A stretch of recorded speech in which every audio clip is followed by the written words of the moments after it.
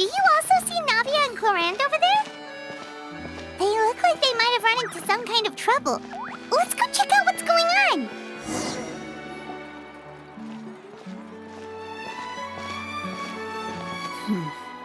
Still no dice? Not at all. And I've asked pretty much everyone in the court of Fontaine already. Lynette's ears drooped as soon as she heard that we'd have to be out and about for days on end. And Fremine, he hid himself under his helmet as soon as he realized there'd be people around that he didn't know. What about Chiori and Charlotte? I feel like both of them would be more than up to it. I've asked them already, but they're both pretty busy right now. I just gave the members of the Spina a few days off, too, so I don't want to bother them either. This is getting pretty difficult. Navia, Chlorinde, what's up? Oh my. Well, if it isn't my dear partners. How are you all doing? Huh. Navia? Huh? Oh, you mean... Yep, this is our chance. Do you need our help with something? Oh, precisely. My dear partners, we've got a huge problem right now that only you can solve. Whoa, for real? Absolutely. We've already exhausted all our other options. Traveler, Paimon, would you join us and play Marechaussee Hunter Judgment Day? Marechaussee what now? It's a new game script by the Tabletop Troupe, a local roleplay adventure club. Ever heard of the Tabletop Troupe? They put out games that allow you to participate in a story and roleplay characters with your friends. Oh, I've loved their stuff ever since I was a kid. That sounds super interesting.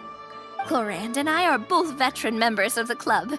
Recently, someone came up with a new script and was looking for people to help playtest it for them. And when they asked, of course I couldn't refuse. I mean, come on! A brand new script? Nobody has ever played it before. Generally speaking, scripts at that level of development have a lot of issues, but I think this one is pretty solid. The author obviously put a lot of work into the story, and the world building is also quite credible. Whoa, whoa, whoa! I know I was the one that handed you the script, but some of us haven't read it yet. No spoilers, please. Anyway, the script calls for a team of 4. Ah, yes. We're missing one final player right now. So, you're saying you'll help us out? I knew I could count on you, partner. Paimon and the Traveler are kind of a package deal. Is that okay? That's not a problem. I'll adjust the pace based on the actual number of players, and ensure that everyone has a good time. Well, Traveler, what do you think? Wanna play? Paimon will follow your lead. Well, that solves our problem. You have our thanks. Woohoo! I'll go grab the script manager from the club right away. The script manager? Didn't you just say that you gave Chlorinde the script? The club introduced a completely new kind of gameplay for the script. In this iteration, the Game Master's version of the script is incomplete. The script manager provides the next part of the script only after players have completed the current list of objectives. On top of that, in order to increase player immersion, the club has created some of the story's sets and scenes in real life. We'll only know where we should go once the script manager reveals the starting location. Wow, you're right. Whoever wrote this script really did put in a lot of work. And it's got a real healthy amount of suspense, right? I mean, even the GM doesn't know how the story will end. I look forward to experiencing it with you all. Why don't you go meet up with the others first? They should all be waiting at Chioria Boutique. I'll come over with the script manager as soon as I find them. Sounds good. Remember to always watch where you're going, and don't rush. You say that like I'm 6 years old or something. Let me think. What kind of character should I play this time? I just hope you'll pick up some useful skills this time. Oh, and stop trying to persuade every animal you come across.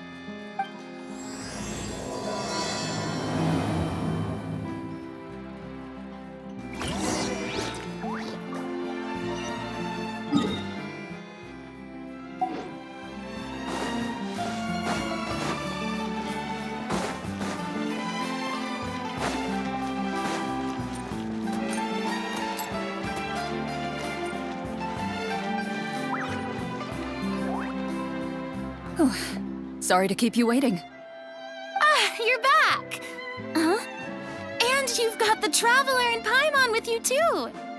What a pleasant surprise. I assume you'll be joining us for the game then? Linny, Farina! Paimon didn't know you were playing too! Are you also members of the tabletop troupe?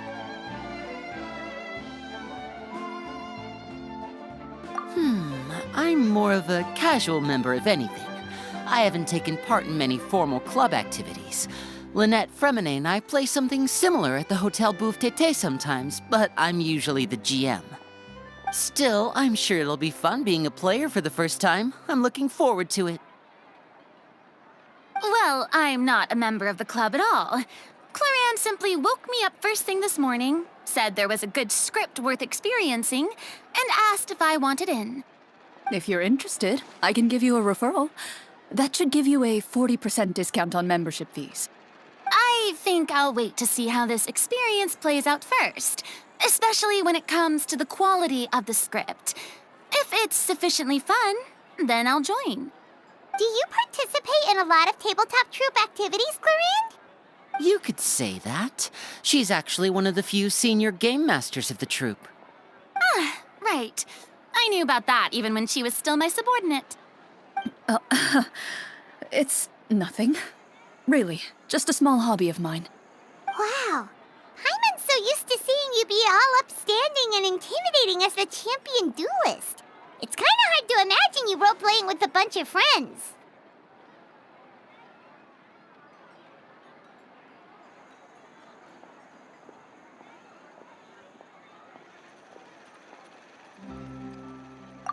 Surely you jest. I would never intentionally make things difficult for my players. I maintain a clear boundary between my professional and personal lives. The me you see at court represents the law and order of Fontaine. I put all personal feelings to the side and grant a fair duel to all who seek to defend their honor. But in my personal life, I'm just an ordinary person. Someone who feels anger and sadness, just like everyone else. Well, you say that, but for all the time I've known you, I don't think I've ever seen you cry. I've seen you get angry, sure, but now I'm wondering whether you were actually mad or if it just looked that way from the outside. I was probably in work mode during those times. Is that so? Well, in any case, I just feel like even in your personal life, you don't get emotional very often. So you want to see me cry? That might be a little difficult. A show of anger, though, that might be something I could accomplish. No, that's not what I meant.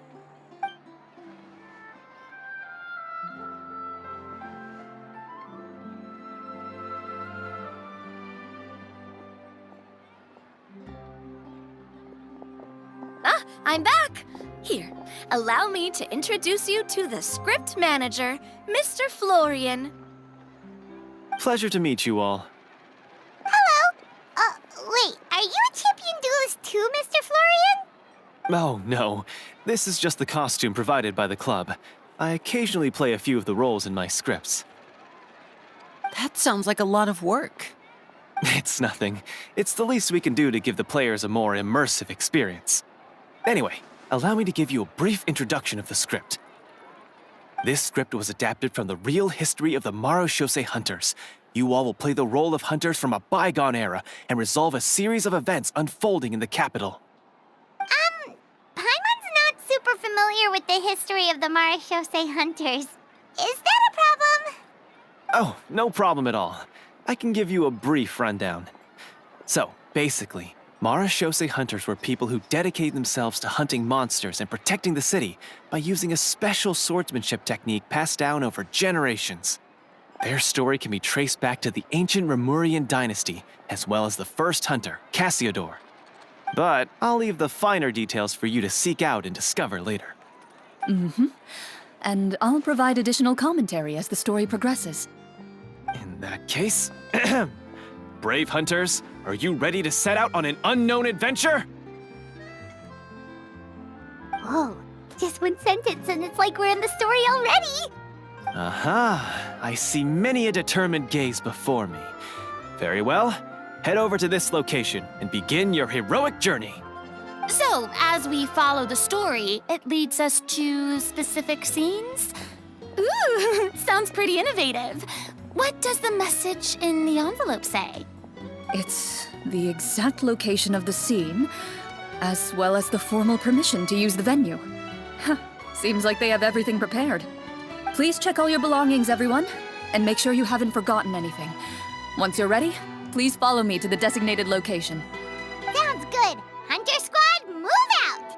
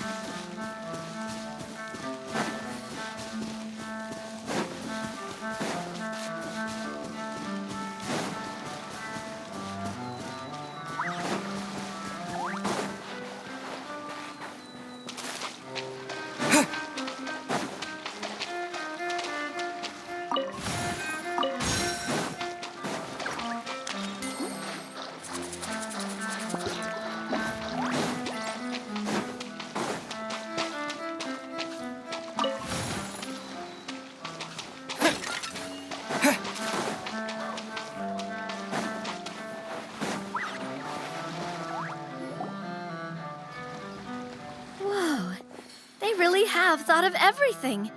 Even the phaetometer is here and ready to go for us. The phaetometer. What's that? It's a card that's used to determine action success or failure. We'll need to use it when we try to use certain skills. And what about all the dessert and tea? Is that for us as well? That's what the message said. Really? That's so nice. It feels just like a tea party with friends. Those snacks have Paimon's name written all over them. I think you might be more of a snack hunter than a Marachose hunter, Paimon. Snack Hunter Paimon reported for duty. If there are delicious snacks to be found, Paimon will track down every last one. The desserts are great. But I'm still looking forward to the story more than anything. Very fair. Then, let us begin. First, please pick up the blank character cards in front of you and write down your name and profession. You can find an abbreviated version of the rules printed on the back of your character card. If you have any questions, feel free to ask me. In this story, everyone is a Marachose hunter. To reflect this, the club has prepared a small badge for everyone. Ooh, nice. As hunters, you have proficiency in swordsmanship and fighting by default, so there's no need to allocate any additional skill points to those areas. Swordsmanship? So there's a fighting part to all of this? Paimon's not sure she can do all that on her own. Maybe Paimon can just stick with you? Why don't you share a character card then? The Traveler will be the Marachose hunter, and you can be his little floating assistant. Kinda like in real life. So, for the name, do I fill it out with the name of my character? Yep, it can be any name you like. You can use your real name too if you want. I do that whenever I get too lazy to think of a new name. Oh, so it would be like experiencing a different life, but still as yourself. That's not a bad idea. In that case, I think I'll continue to use the name Linny then. Next up is the skill sheet. You have a limited amount of skill points that you can use to learn a number of skills. The more points you invest in a particular skill, the easier it will be to pass associated checks. I'll take persuasion and investigation. Those are must-haves when it comes to missions like these. Oh, those skills sound like they'd be useful for gathering intelligence. Good idea, Navia. Just as expected of a veteran player. So, should we also take those skills then? Not necessarily. Since we're working together as a team, we could leave the negotiations to Navia and use our skill points to pick up other useful skills. For example, I think I'll take stealth and sleight of hand. That will give us more options if we run into any situations we can't negotiate our way out of. Oh, interesting. I wasn't thinking about it like that. I suppose it's not so different from an acting troupe. Everyone has their own role to play. Let me see. I'll take art and performance.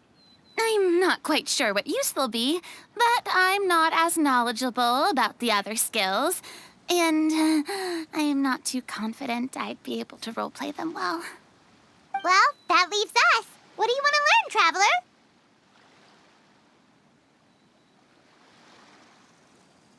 Ooh, so you want to help people when they're injured. That's nice of you.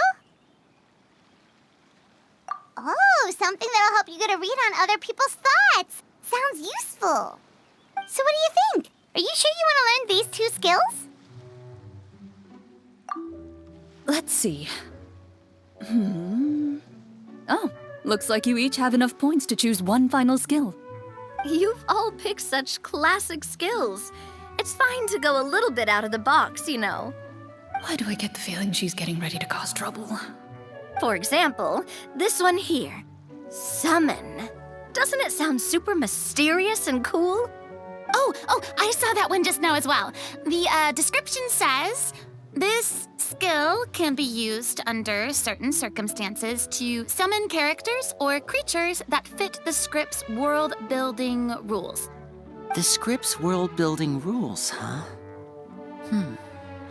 But how are we supposed to know what a Marashose hunter can summon? Oh, that's not for us to worry about, my friend.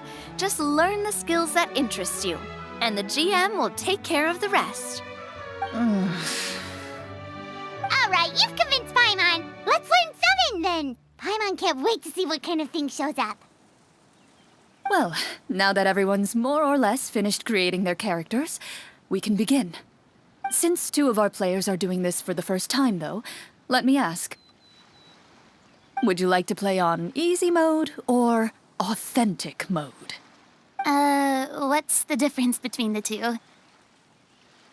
Well, in role-playing games, the story sometimes changes based on the decisions of the players and the results of the Fatometer. For example, if you fail a check, that means you cannot use the target skill in that scenario. A critical failure may even result in further negative consequences. If you choose to play in authentic mode, every time you elect to use a skill, you'll need to use the Fatometer to see whether you succeed or fail, and face any consequences that may follow.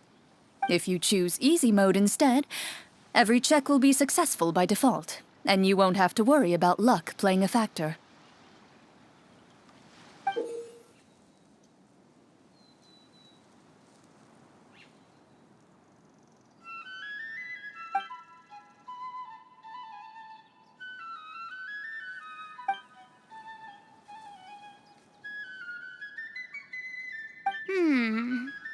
Given that I'd like to focus on the story, I suppose I should pick easy mode. I'd feel bad if I brought the team down by failing my checks. Huh? Oh, come on. Don't worry about that. RNG is the lifeblood of role-playing games. I'm going with authentic mode for sure. Never knowing what you might have to overcome. Ugh, doesn't that sound exciting?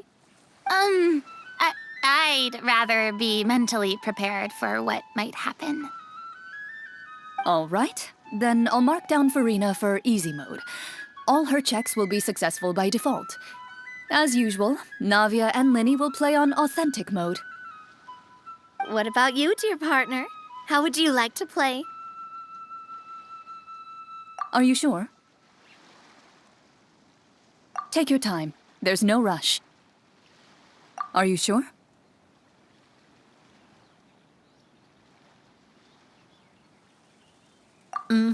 No need to worry about the pesky Fatometer.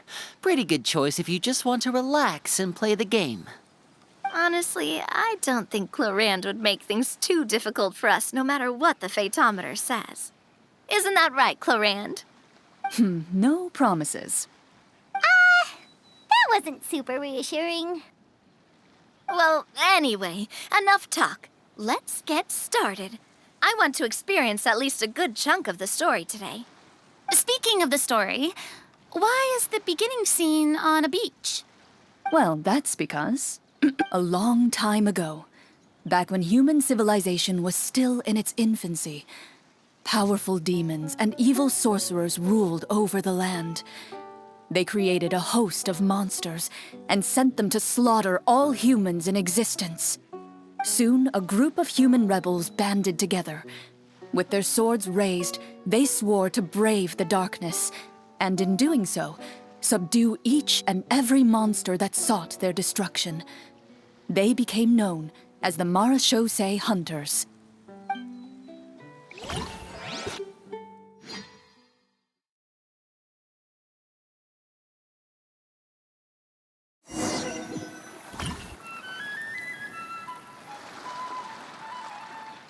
Sometime later, as a member of the Marechaussee Hunters, you receive a commission. Following the address provided on the message, you take a boat and arrive at this strange city. As you inhale, you can taste the slightly salty air of the docks as you begin to survey your surroundings. There aren't many people in the vicinity, but you do take note of a few others who, like you, seem to be sizing up this place. Your eyes meet, and you realize these people are fellow Marechaussee Hunters, likely led to this location after receiving the same commission as you. You're all Marechaussee Hunters too, right? Allow me to introduce myself. The name's Navia, monster hunter by trade and helpful neighborhood businesswoman on the side. What say you to traveling together? We can help each other out on the road. Okay, count me in. My name is Linny. I've been wandering since I was little and picked up a few less than legal tricks along the way. I was adopted by a Marechaussee Hunter and later chose to follow in his footsteps. Is this where you introduce your character to everyone? It sounds like they've done this dozens of times. My name is Farina, and, I grew up in a noble family. I always had a strong interest in performance and the arts. Even though I'm a Marechaussee Hunter, what I really want is to be a performing artiste. Hey, that's really cool. You can do it, Farina. That's exactly how it's done. Paimon is Paimon, a good friend and companion to this Marechaussee Hunter right here. I've been studying medicine ever since I was a child. I want to do my part to eradicate these monsters and use what I've learned to heal others. Oh, welcome, welcome. When we face the monsters, I'll make sure to charge in front to give everyone some cover. You can take care of the healing at the back. You open your envelopes at the same time. The message reads, "To the honorable and trustworthy Marechaussee Hunters, our kingdom is currently facing a grave crisis. The lands outside the capital have been overtaken by monsters, and our people are being led astray by forces of wickedness. We beseech you, please help us resolve this crisis and return peace and stability to our home." Huh. The layout of this city looks super familiar. It kind of reminds Paimon of Mondstadt. The scriptwriter must have used a real-world city as a reference when coming up with the map. As experienced hunters, the layout of the city reminds you of places once traveled. You recall the sight of tree-lined streets and the gentle tranquility of days gone by. Yet, as you regard the city in front of you, it appears to be little more than an empty shell. Its hollow gates are open to you, beckoning you to come forth and bring salvation back to the town. I carefully read every line of the letter and turn my attention to the signatures at the bottom. Who issued this commission to us? You see a long string of unfamiliar names. it would seem that many of the residents of the city issued this commission together. They sensed that things were not right within the kingdom and sent a distress signal to the outside world. In that case, why don't we take a walk around the city and see if we can learn anything from the local residents? Oh, good idea. We might be able to get some leads on the monsters and bad guys we're after. You look up and see a tavern nearby. It appears to be open for the day. Why don't we go check out that tavern? If the novels I've read are anything to go by, taverns are usually full of information.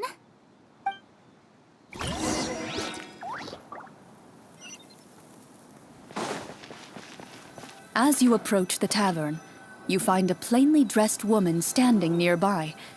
She appears to be rather troubled about something.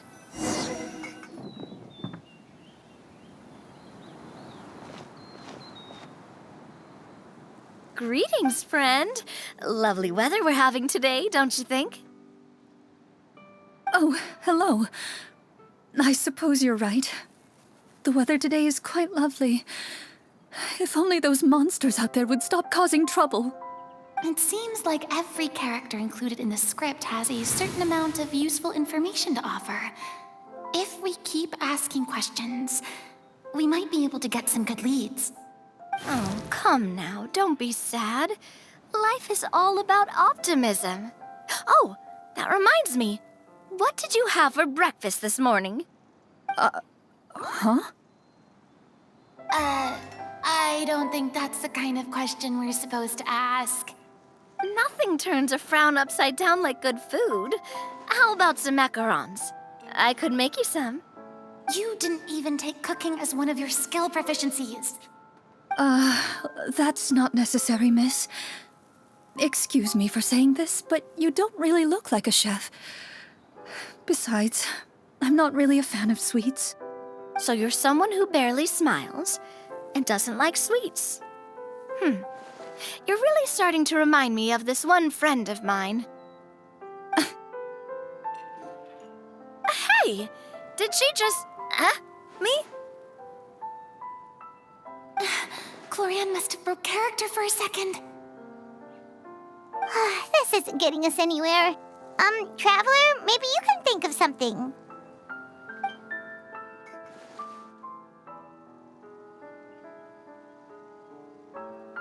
The results of insight checks aren't disclosed to the players, so I'll be the one consulting the fatometer.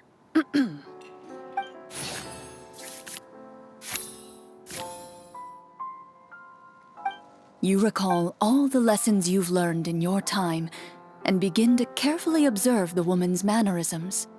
You notice that when she's quiet, she has an empty look in her eyes, as if her thoughts have drifted to a place far, far away. And when she speaks, she often subconsciously reaches out to touch the ring on her left hand. So you noticed. That's a little embarrassing. A horde of monsters suddenly appeared near the capital recently, so all the guards were dispatched to fight them. Do you remember when those monsters appeared? I'm not completely sure.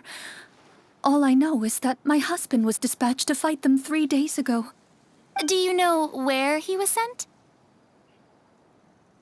It all happened so fast. When we said our goodbyes, he couldn't even tell me where they were sending him.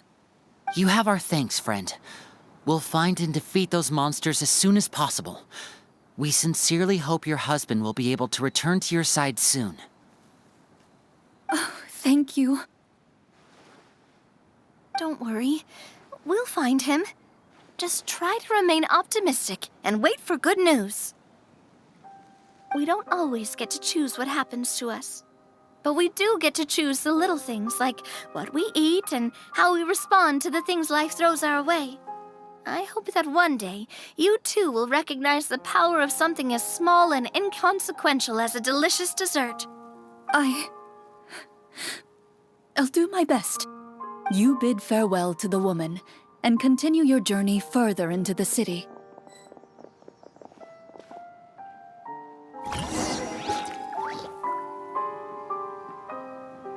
Spring forth!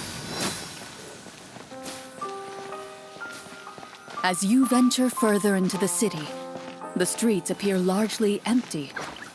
An elderly woman walks past.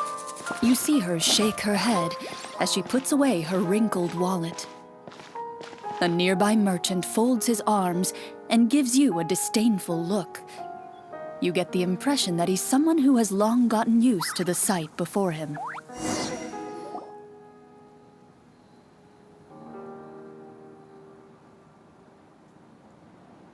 Although he doesn't seem very friendly, merchants are usually a good source of information, right? Pardon me, sir. I'd like to ask a question if I may. That depends. How much are you willing to pay? How about this much?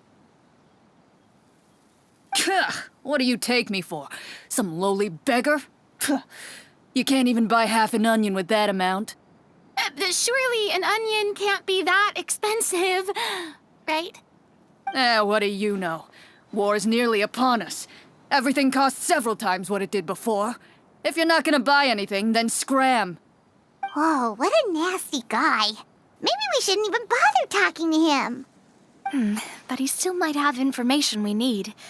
Traveler, can you think of something?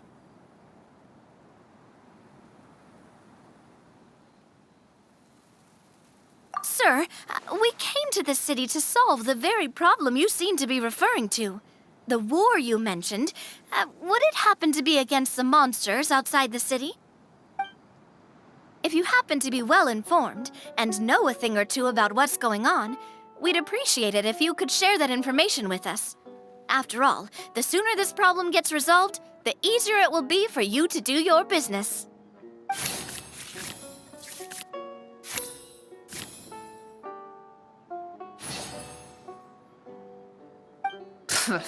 Well, things are basically as you said, young lady. Those monsters are camped outside the city, and they've been destroying all our trade routes. We have limited reserves within the city, so if this continues, we're all gonna be in big trouble. Wait, you're saying no one has put a plan in place to distribute supplies or maintain order? We could all starve, and those nobles in the palace wouldn't even break a sweat. Who knows? Maybe they've been in cahoots with the monsters all along. That is concerning. All right. That's all the information you need, right? Off with you now. I've still got business to do. You know, if you smiled a little more, you'd definitely get more business. And I bet that would make your life just a little bit sweeter. I'm not saying it's guaranteed to work. It's just a tip.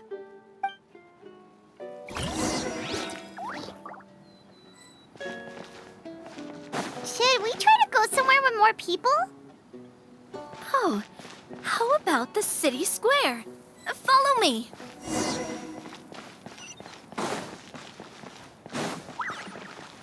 Before you lies the city's central square. You see a man with a slightly anxious look on his face, pacing back and forth, his head hanging low. He doesn't seem to notice your approach. Still immersed in his own thoughts, he shakes his head and lets out a long sigh. This guy seems promising enough. Maybe I can get some information out of him.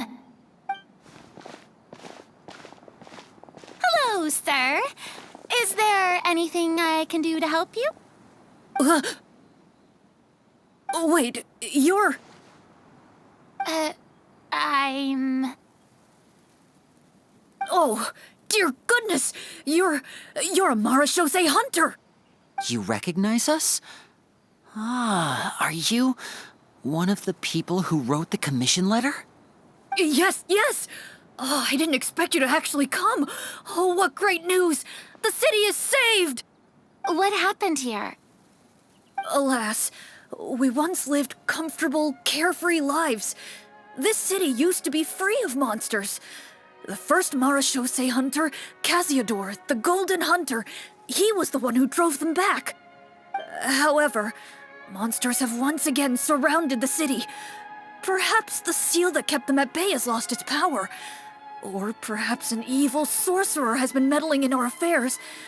All I know for sure is that their return has stripped the city of any chance at peace. Are there not enough soldiers to drive them out? It's not a question of numbers. The guards simply have no idea how to deal with them. Most people my age have never even seen one of the monsters, much less been trained to fight against them. What's worse, many of us don't even know the history of the Marachose hunters anymore. When I was a child, though, my grandfather would tell me stories about how the Marachose hunters drove back the monsters. So, on the off chance that something might come of it, I decided to reach out to you. To be perfectly honest, I was starting to think all those stories were just tall tales. But now that I've seen you in person, I finally know that it was true. Well, you can rest easy, friend. The righteous and formidable Marachose hunters are on the case. The man is touched by your determination and resolve. His eyes begin to well with tears of relief. Still, if we are going to hunt the monsters, we need to know where to find them. Can you give us any leads? All I know is that the area outside the city is dangerous. I'm afraid I can't point you toward a specific location. Oh, although, if you leave the capital through the main gate and follow the road, you should run into a group of guards. They might know more about where to find the monsters. I see. We'll go look for them then. All right, be careful. Oh, and one last thing. The monsters outside the city are just part of the problem. There are evil sorcerers inside the city as well, so be on your guard. They're actively working with the monsters, and have corrupted the court ministers with malicious magic. They're the reason why, even inside the city, everything has been a giant mess. Even one of our kindest ministers has turned into a boorish and unreasonable figure, interested in nothing but enacting laws that exploit the people. Who knows how much longer we'll be able to go on like this. Talk about being stuck between a rock and a hard place. I feel bad for him. Maybe we should try to cheer him up? Hey, not everything can be solved with food. I appreciate your kindness, but for now, it's more important to focus on the crisis at hand. Brave hunters, I leave the future of this kingdom to you.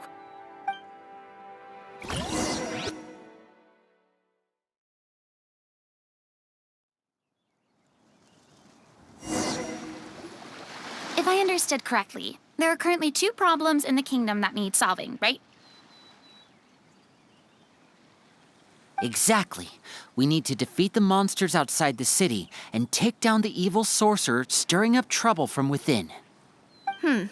But which problem should we tackle first? Well, this seems like a good moment for a break. Take some time and discuss what you want to do. Let me know when you've made your decision.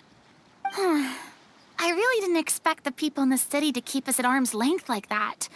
I totally thought the hunters would be treated like heroes. Well, Chlorinde said the script took cues from the real history of Fontaine, right? Maybe the real-life Marachose hunters were also treated like that. I wouldn't say it's a perfect representation of history, but there are definitely some similarities. Would you like to hear more about it? Sure. As long as it doesn't spoil anything in the script. You brought up bits and pieces of the hunter's history before, but it was all in passing. Paimon wants to know too. The hunters were super powerful, right? Were they all from a special line of supernatural beings or something? Kind of like the yokai in Inazuma? No. All Marachose hunters were ordinary mortal fighters. The only thing that set them apart were the special sword techniques passed down over the centuries. Huh?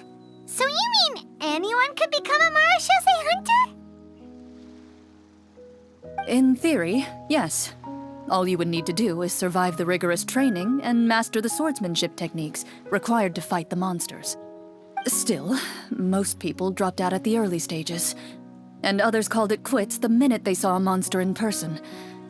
To become a hunter, you must be strong in both body and mind. What kind of monsters did the hunters fight exactly? Oh, and the evil sorcerer the script mentions. Did they exist in real life too? The land of Fontaine once played host to an ancient dynasty known as Rapperia. After that dynasty fell, monsters began to appear, intent on obstructing humans from establishing a new social order. One of the ancient sorcerers of Rapperia used his power to assemble a formidable army of golems.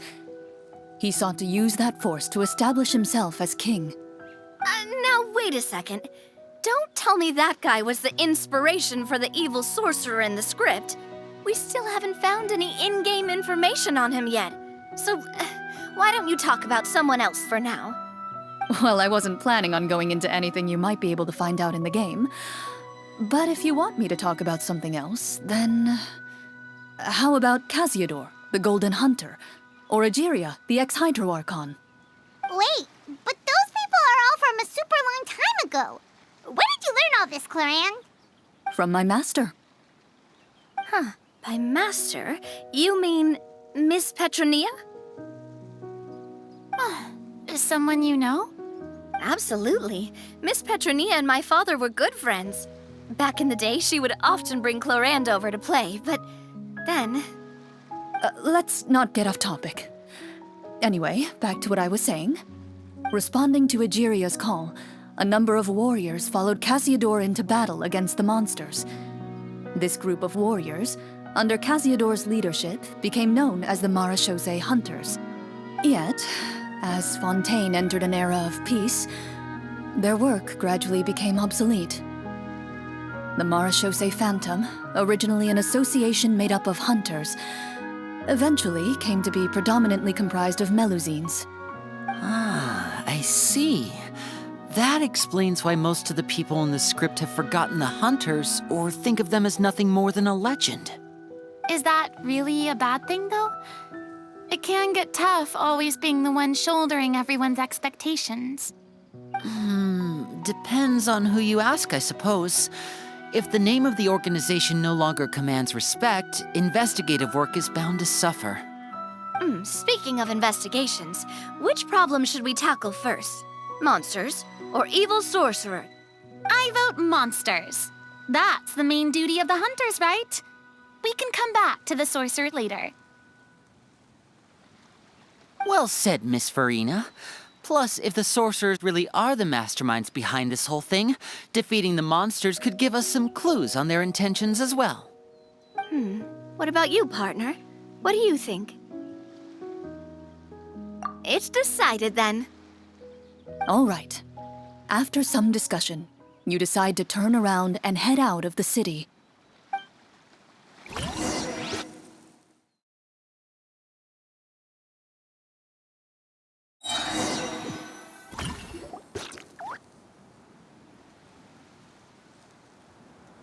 Let's take a look around, like that guy said. You there! Outsiders, halt! Who's there? An armored man approaches you. He has a tall, muscular build and a determined expression in his eyes. Just one look, and you can tell he's fought in his fair share of battles. Although he's trying his best to conceal his current state, his uneven gait and the sweat dripping down his forehead make it obvious that he's been wounded and is in serious pain. I'm the captain of the guard. I saw you sneaking around the city earlier, so I'll only ask this once. State your purpose, or it's off to the dungeons for the lot of you. Wow, it's been a while since someone's been this suspicious of us. I said talk, not whisper between yourselves. Have you ever heard of the Marechaussee Hunters? Marechaussee Hunters? Ha! That fairy tale, you mean? What, you expect me to believe you're one of them?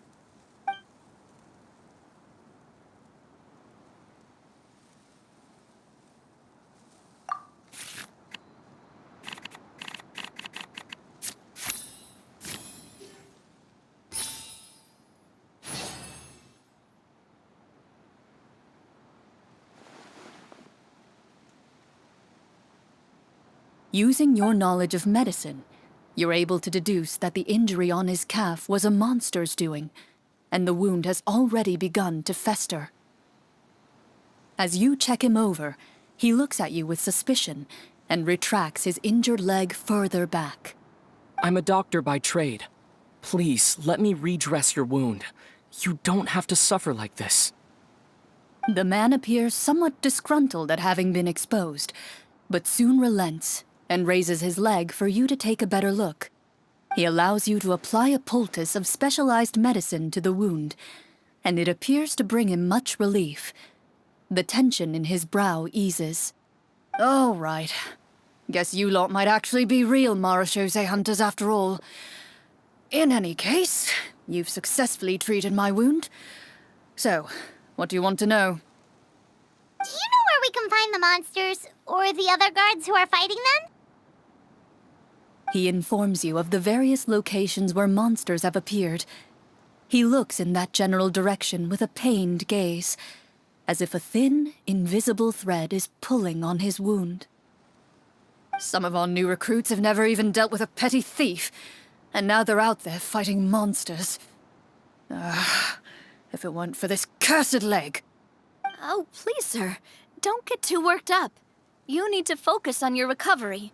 Just leave the monsters to us. We're marechaussee hunters, after all. Hearing you say that, a glimmer of hope flashes in his eyes. But it disappears almost as quickly as it came. Those monsters aren't easy to deal with. But if you insist on going, I won't stop you either. I just hope all the guards will be able to come back to their families alive. I wish you the best of luck.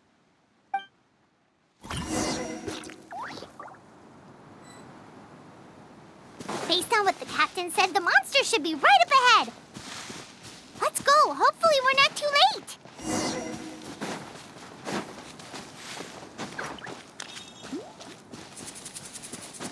As you approach the battlefield, you see numerous people lying by the side of the road. They appear to be dressed like guards. Their faces are filled with desperation and terror. Some are screaming and cursing in vain, as if still trying to banish the monstrosities they saw from their minds.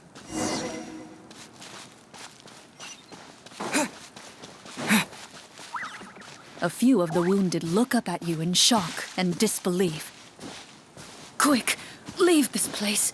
Turn around and don't look back, they yell.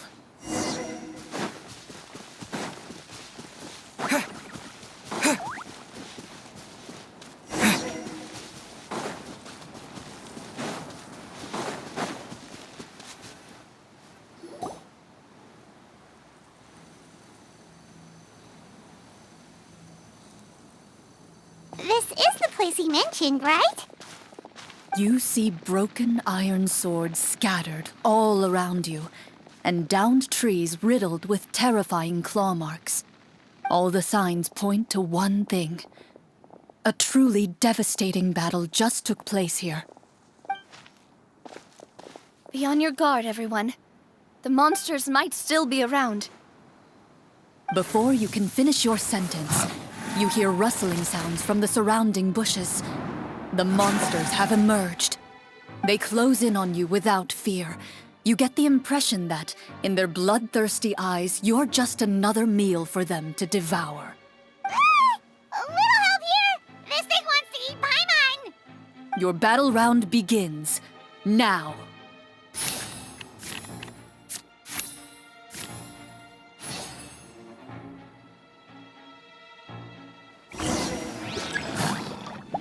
Propagate! Yoo-hoo! Let my name echo in song! Step right up. Here comes The next battle round begins now. Fellow warfare, I guess! A proper send-off! From the Spina with love. The monsters let out a terrifying roar of anger and resentment before dissipating into thin air. Oh, thank goodness it's over. We're lucky the marechaussee hunter class came with all those preset skill points. Otherwise, we would have been in some real trouble. I never knew the photometer even determines the amount of damage you inflict. If you get unlucky, isn't it just game over right then and there? That's part of the fun. The uncertainty of fate is what gives these games their appeal. Just as you begin to celebrate your victory, a suspicious lump on the ground catches your attention. A suspicious lump? Wait, could it be the thing that appears after every battle?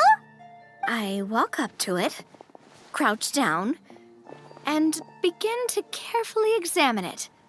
I've still got my right glove on, so it should be fine for me to touch it, right? As you investigate the mound, you discover that the exposed portion appears to be made of wood.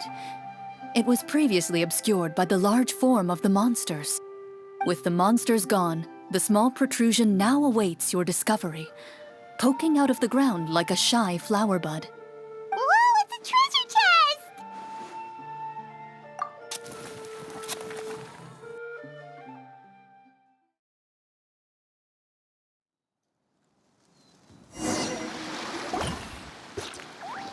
With everyone's help, you successfully excavate the wooden chest from the ground. Even without opening it, you can tell from the mora and jewels scattered around the chest that it must contain quite the fortune. Makes sense. We worked hard for this. Let's open it and we can share what's inside. I can understand your excitement, Paimon, but think about it. Doesn't it seem like there are people out there who need this treasure more than us? Yeah. Think about all the people suffering in the capital, or all those guards who got hurt fighting the monsters. Wouldn't it be better if we gave the treasure to them? Wait, is that how it works? Paimon thought since we were the ones to dig it up, we could just take it for ourselves. Well, let's put it this way. Any decision you make during a role-playing game can impact the future course of the story. But would the people really believe us? It's hard enough for us to prove we're Marcia Say hunters. What if they think we procured the treasure illegally? They might get even more suspicious of us. That's definitely something we should consider. Maybe we can come up with an explanation in advance. Well, if donating it could cause that much trouble, why don't we use it to buy some gear and fill up on good food? Then we'll be ready to fight even more bad guys. Looks like you're facing a difficult choice once again. Well, it's getting late. Why don't we call it a day for now? Wow, where did the time go? I'm not sure if it's because I'm having so much fun with you all or because the story is particularly enticing, but I feel like I could almost keep going. Here, here. Ooh, how about we play through the night? I'm not sure I'll have enough energy for that. Yeah, that won't work for me either. Lynette will give me an earful if I get home too late. I understand how you feel, Navia, but we have to change venues for the next part of the story anyway. Huh? Another location? There's a special note for the GM at the end of this section that says to proceed to an indoor set for the next part of the script. Whoa, they really pulled out all the stops for this new script. Well, even if we end the game for the day, we can still stay a little longer and hear Chlorinde finish her story, right? Paimon wants to hear more about the history of the hunters. Something tells me you just want to finish the free desserts before we break for the day. That's just a coincidence, okay? Besides, to Paimon, not finishing free food feels even worse than having to buy her own. And anyway, Paimon really does want to hear more about Clorinde's master. Well,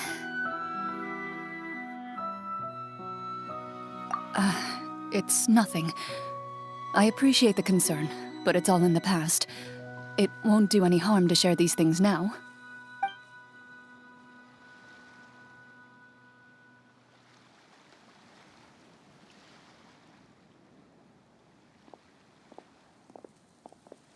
My earliest memories are of living with Master.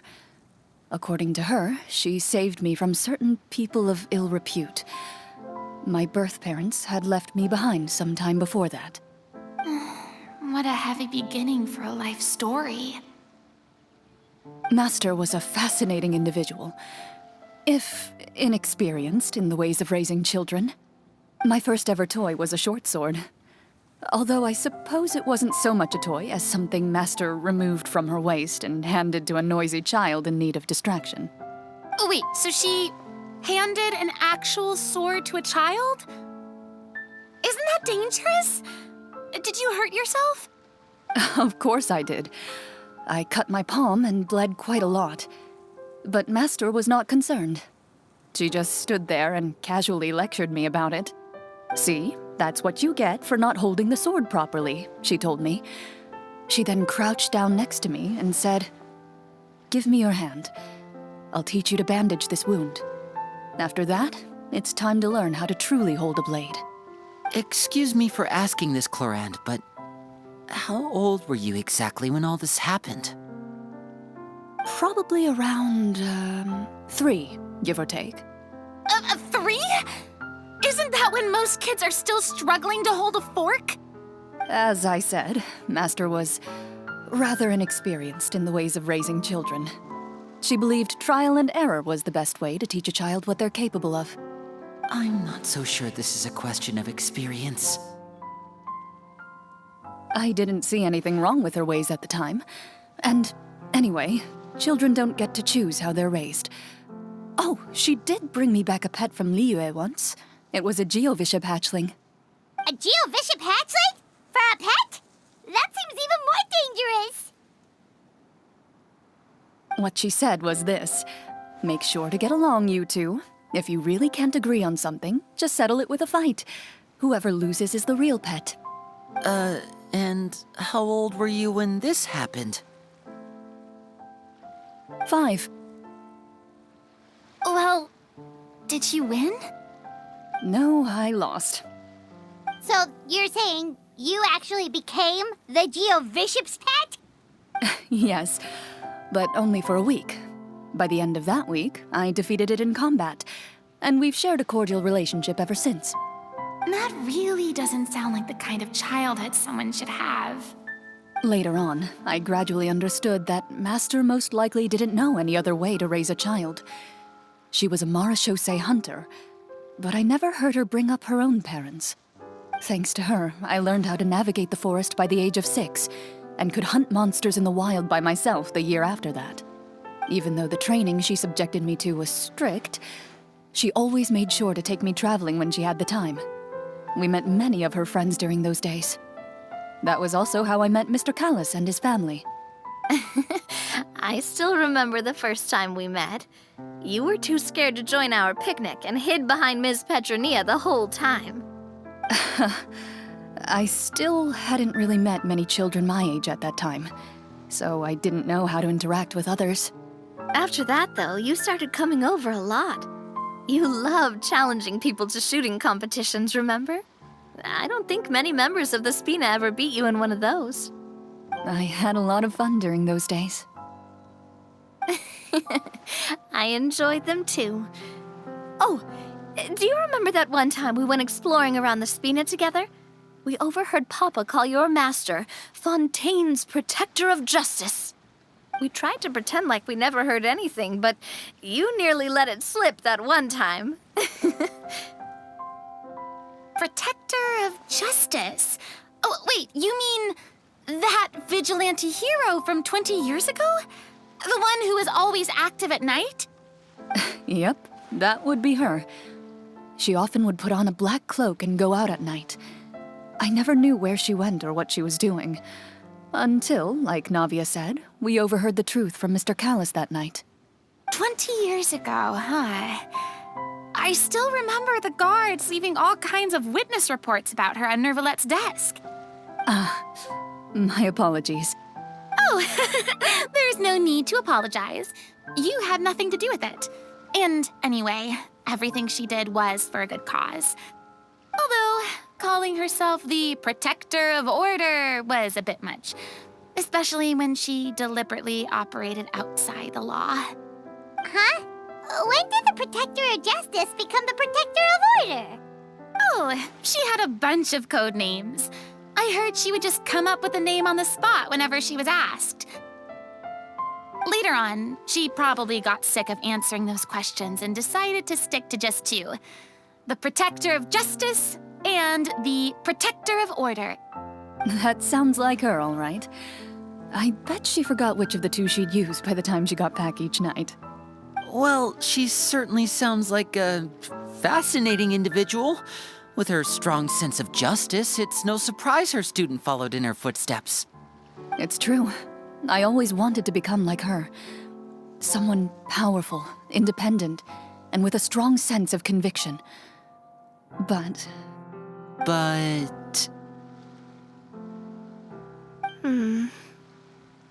She suddenly disappeared the night I turned 10 years old.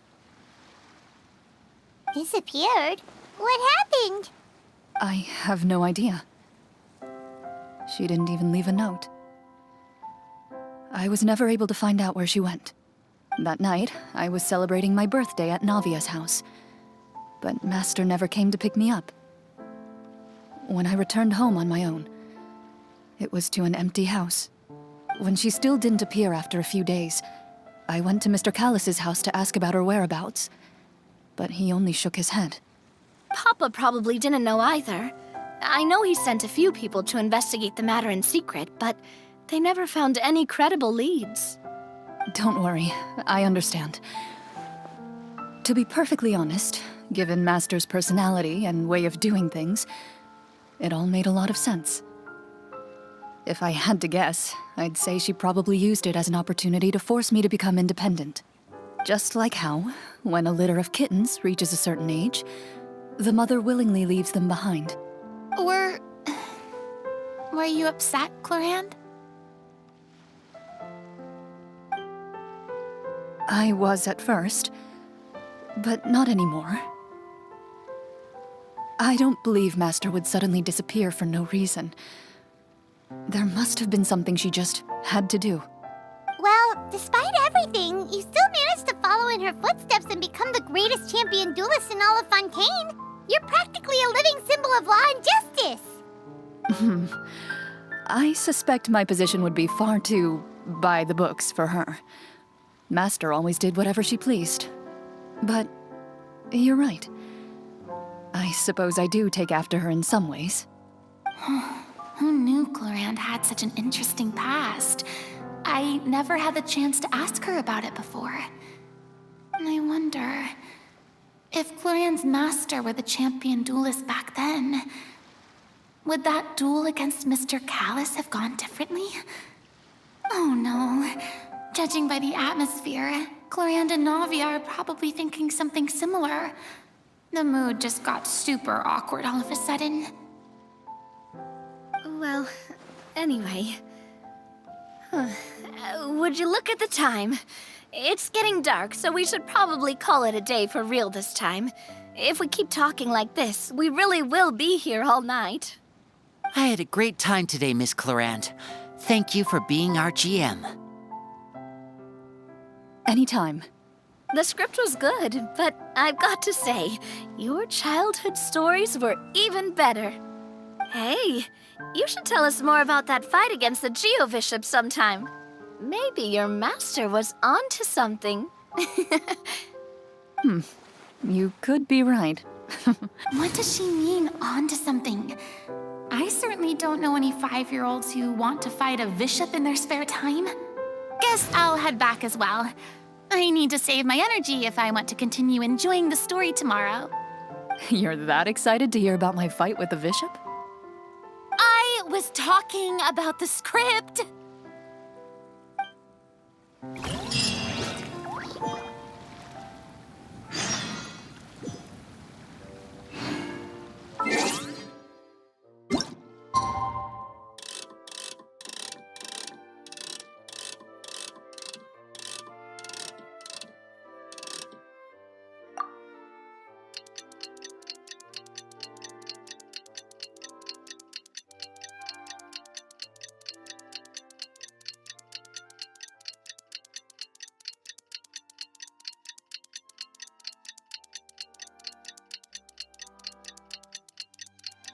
Let's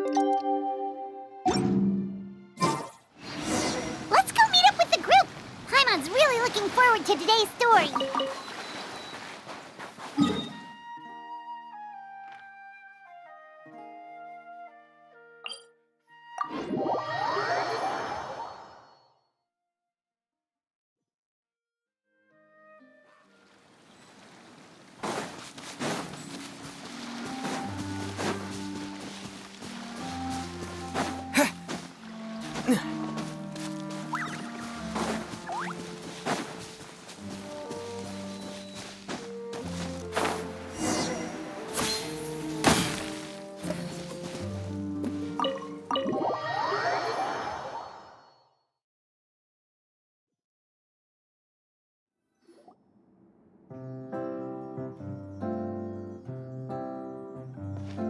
looks like everyone's here. Now, before we begin, why don't we finish where we left off yesterday? There was an important decision to be made, yes? I'll pour everyone a cup of tea. Is that really the most important part, though, Chlorinde? Paimon's more concerned about our current surroundings. Heavy walls, cold railings, dim lights. This is obviously supposed to be a prison. I admire the work put into the set.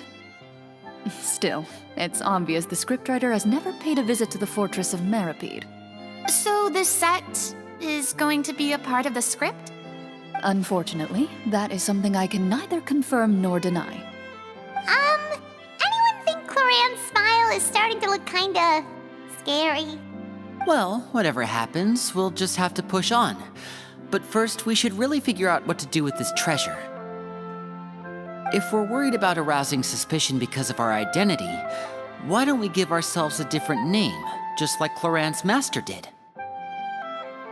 Yeah, it might be better to keep a low profile.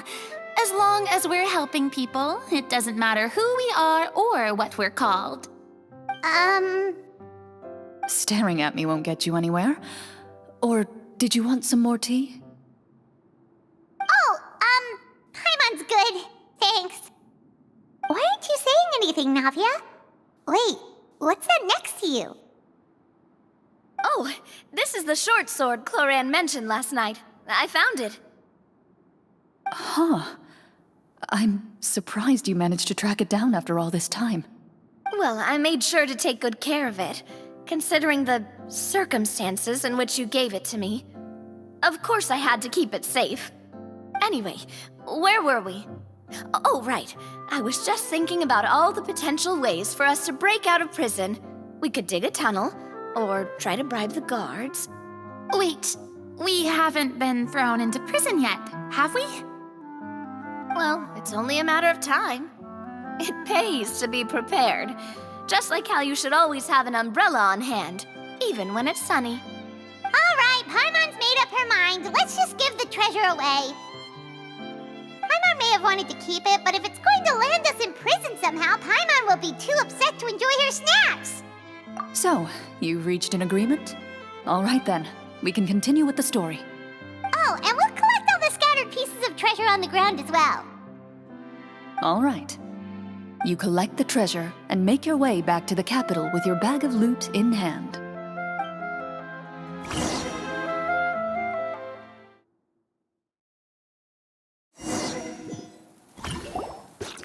The city is still shrouded in a gloomy, oppressive atmosphere, but your spirits are surprisingly high. In places where sunlight struggles to reach, you generously share your wealth with the children, the elderly, and the poor in urgent need of help. Thank you, kind soul. The elderly woman's look of gratitude follows you as you walk away, her eyes never leaving your back until you move entirely out of sight. However, there's still quite a bit of Mora remaining. It appears you haven't made much progress. She's probably trying to tell us to speed this up. We need to hurry up so we can address the sorcerer problem. Should we go find that man again at the square? He seemed like a pretty responsible guy. I'm sure he knows the people here far better than us. Oh, good idea! Just as you start to make way to the square, intent on finding the man again, there's a voice.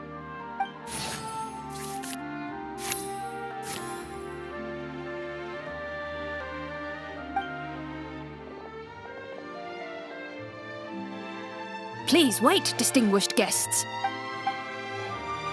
Several strange guards suddenly call out to you.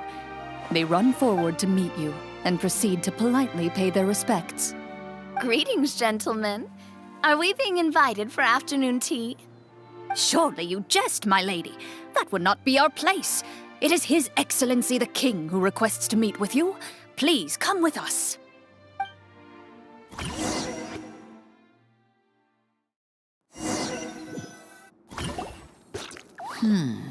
Do you think this could be a trap? Well, we have to investigate the court at some point, right? Meeting the king himself would be a fantastic opportunity to do that. I say we go for it. If something happens, we'll just turn the whole place upside down. That sounds a little intense. After a quick discussion, you nod to the guards and agree to follow. They lead you all the way to the audience hall of the palace. Gilded tables line both sides of the hall. The space itself is adorned with all manner of expensive antiques, glass shelves, and silver candlesticks. The items appear quite ordinary in size and dimension, yet their presence somehow makes the emptiness of the hall feel even more surreal and ominous. Wow, it's so luxurious! The elderly king, clad in a magnificent robe, sits upon the deep crimson throne before you. He wears above his head a majestic crown, with a gemstone the size of a bird's egg set right at the very front. As you observe it, you see a complex pattern of light reflect off its surface.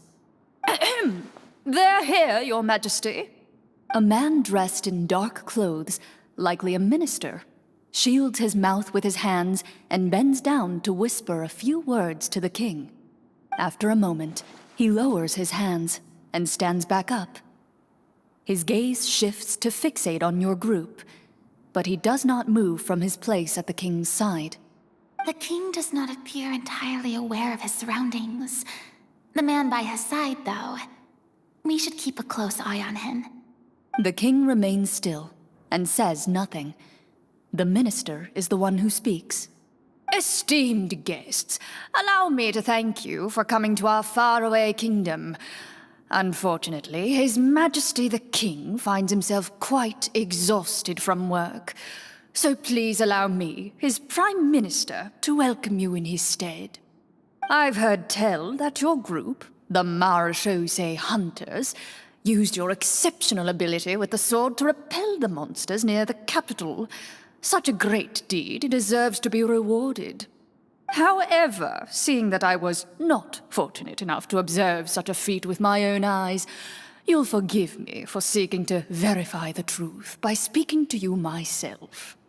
Well, we've got nothing to hide. You brought us here to talk, right? So we'll just explain what happened.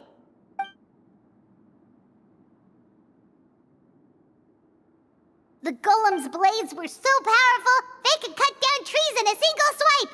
It took a lot of effort to defeat them, even for trained swordsmen like us. Well, that was enough details, right? Believe us now? Your account does indeed match those of the survivors. Since you were the ones who defeated the monsters, that must mean you are also in possession of the treasure they stole? Well, we did take the treasure, but...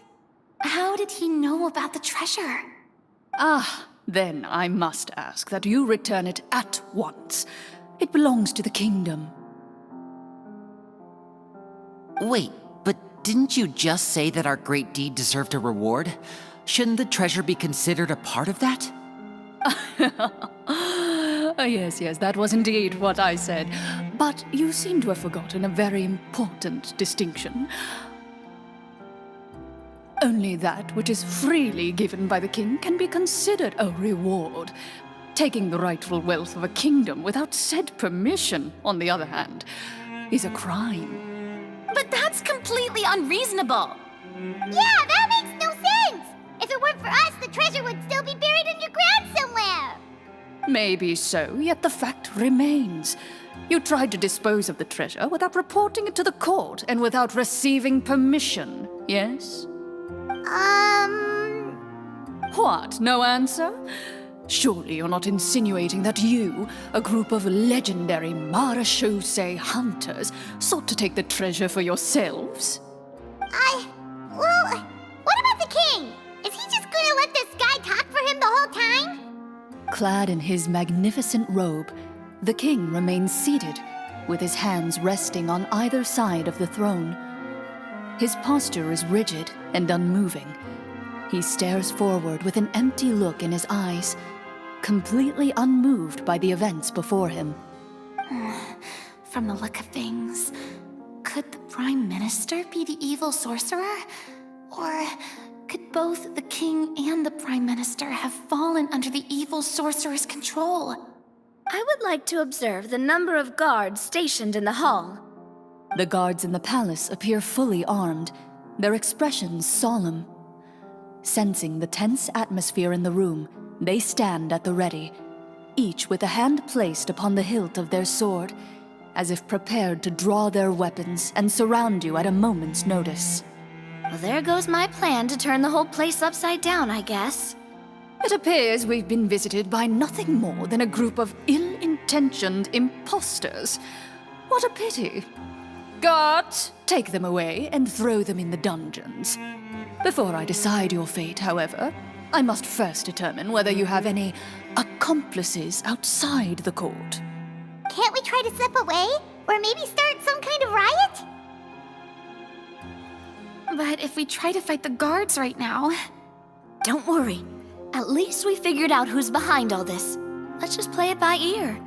If you're scared, Paimon, just hold my hand. Aw, thanks, you guys. You allow yourself to be led away by guards surrounding you on both sides.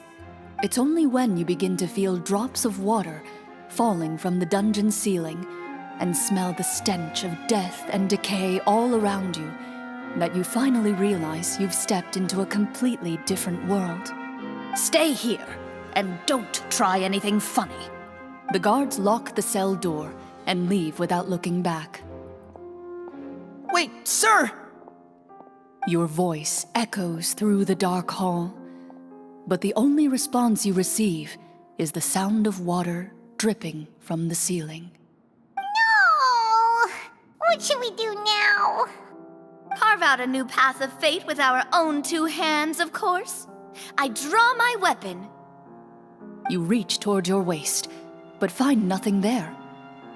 You now recall that your weapons were confiscated before the guards locked you in the cell.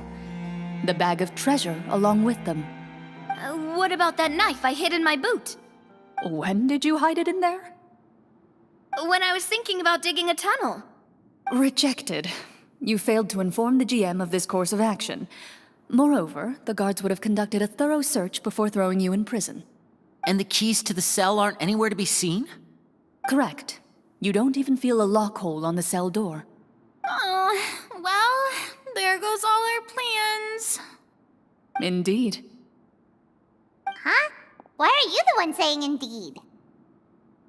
Because that statement holds true for me as well. This is where the script ends. What? But that's a terrible ending! Generally speaking, this should be the point where the scriptwriter gives the players some kind of hint, or gives the GM some kind of code for how to move forward. I mean, maybe they just really wanted us to be immersed in the feeling of being in prison? Like, they'll only show us the way out once we've grown truly and utterly desperate? That is a possibility. If only there were desserts and tea in real prison. Oh, wait, guess it's kind of how the Fortress of Meripede works if you're lucky. Oh, before I forget, Navia, the short sword you had with you earlier. I took a closer look, and the craftsmanship doesn't appear to resemble anything from this era. If I remember correctly, that style was last in vogue several hundred years ago. Wait, Chlorinde said that sword used to belong to her master, right? Does that mean her master has been alive that long? I doubt it. The way she went about things often made her seem childish more than anything. I'd say the sword was most likely an heirloom passed down over time. Hang on. A precious heirloom passed down to you by your master. And you gave it to me just like that? You weren't worried I might lose it? Master left many things to me when she disappeared. There was the sword, an old key, and a good amount of junk she probably just didn't want to take with her. I gave you the sword back then, because I didn't want our friendship to end. Wait, when did this happen exactly? After the duel. Between Mr. Callis and myself. Before that, Chlorinde would have meals with us and even stay over at the Spina some days. She was on great terms with Papa as well. After the duel, though, there was a period of time where we simply didn't know how to face each other. She entrusted this sword to me, and never came back. We were both sad, and conflicted, and totally overthinking everything as a result. Whenever I looked at this sword, I couldn't help but wonder if Miss Petronia had never introduced us to each other at that picnic. Maybe part of the sadness I was feeling could have been avoided. Back then, it felt like I hadn't just lost a father, but a close friend as well. No one can change the past. The most important thing is that you two found your way back to each other and can enjoy things like this together. Yep, you're right. I'm sorry, you two. I didn't mean to bring up any sad memories. Think nothing of it. No one here is at fault.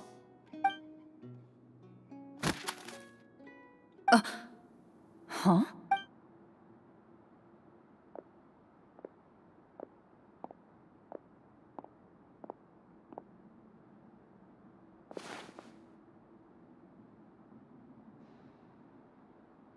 Oh, looks like the next part of our script is here. Perfect timing. The situation was really starting to get desperate. And not just because of the prison thing. From Chlorinde's face, Paimon really can't tell if it's good news or bad news. Water continues to drip from the ceiling. In this lightless dungeon, you lack a reliable way to tell how much time has passed. Eventually, you get used to the unpleasant odor of straw, mold, and rust, and find yourselves alternating between fits of drowsiness and despair. Suddenly, you hear footsteps outside the door. Heads up, everyone. Someone's coming. Gather close, everyone, and keep your voice down.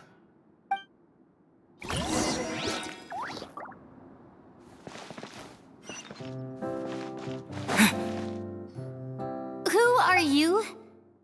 I work as a guard in these dungeons, but my true identity is the same as your own. I'm also a Marechaussee hunter. Huh? Shh! I've already sent away the other guards, but if we make too much noise... I understand, but how can we be sure we can trust you? The king has issued a formal decree. In light of the irrefutable proof of your crime, you're to be executed before tomorrow's sunrise. If you want to escape, it has to be now. Executed? We barely did anything! Monsters appearing at the same location as the treasure. Could this entire thing have been a trap?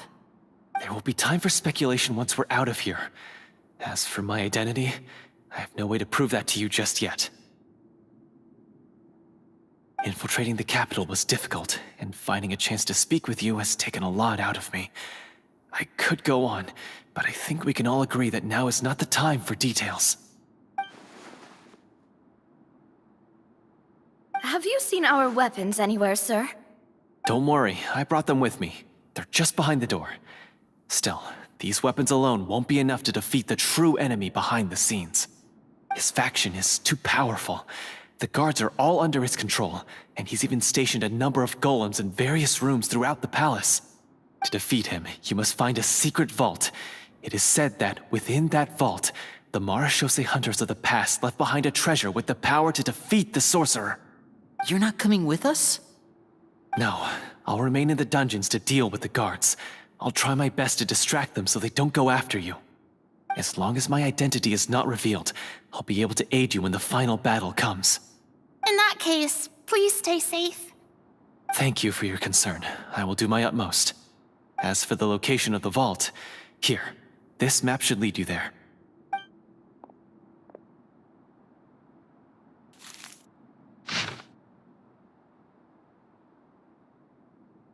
Got it. All right, once I open the door, remember to stick close and refrain from making any noise. I'll lead you out of here as quickly as possible. You now have the chance to restore the honor and legacy of the Mara Shosei Hunters. So please, get out there and reclaim what's ours. And be sure to exercise caution. With the help of the guard, you successfully escape the dungeons. Your sense of despair and anxiety both seem to fade as you continue your quest.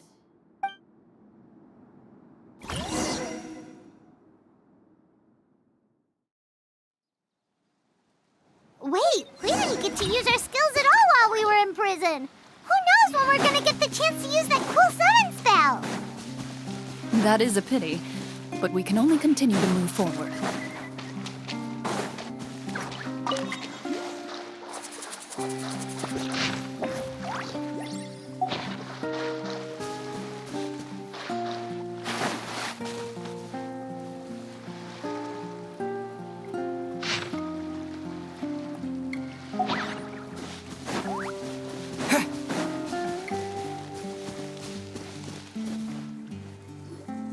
This should be the place marked on the map.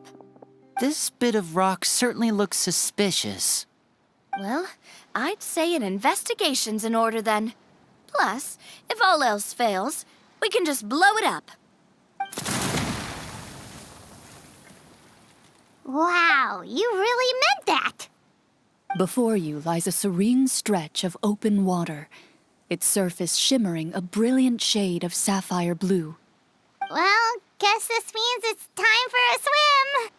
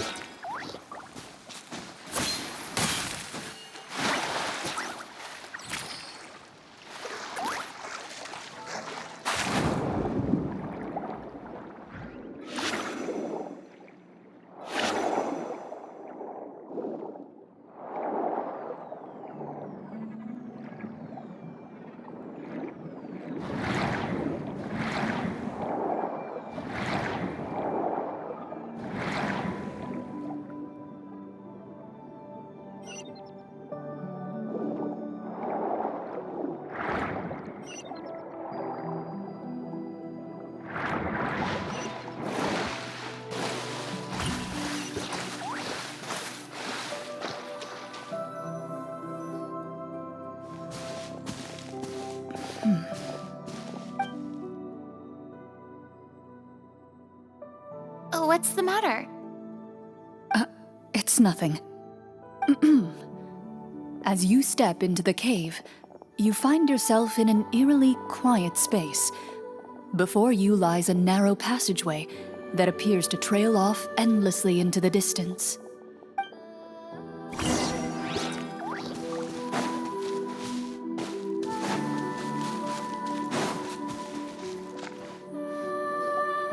Wow, this must be where the treasure is hidden.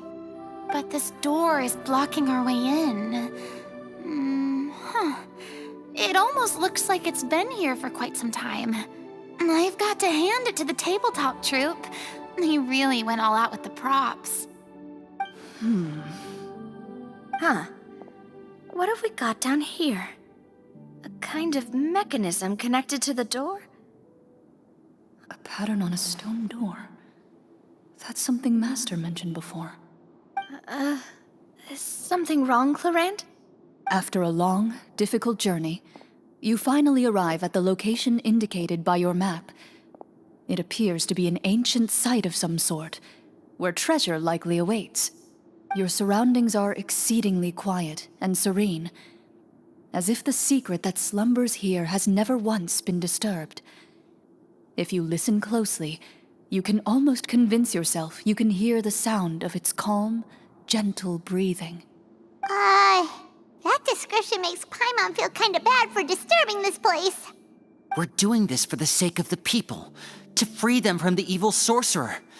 I say it's time for this treasure to once again see the light of day. Linny's right. We need to keep going. The future of the kingdom depends on it. The next part of the story requires us to solve the puzzle, right? Let's start exploring the area. Yes, that should be fine. Something feels off about all this. Guess I'll just have to improvise.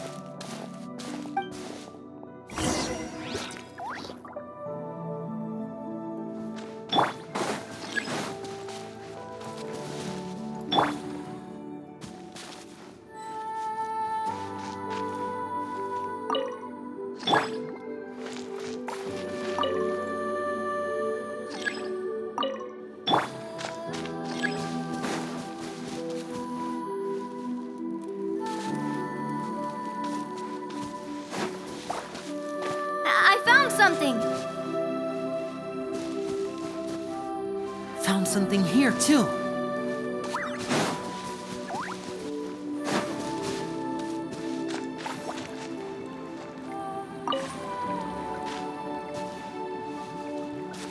Same here.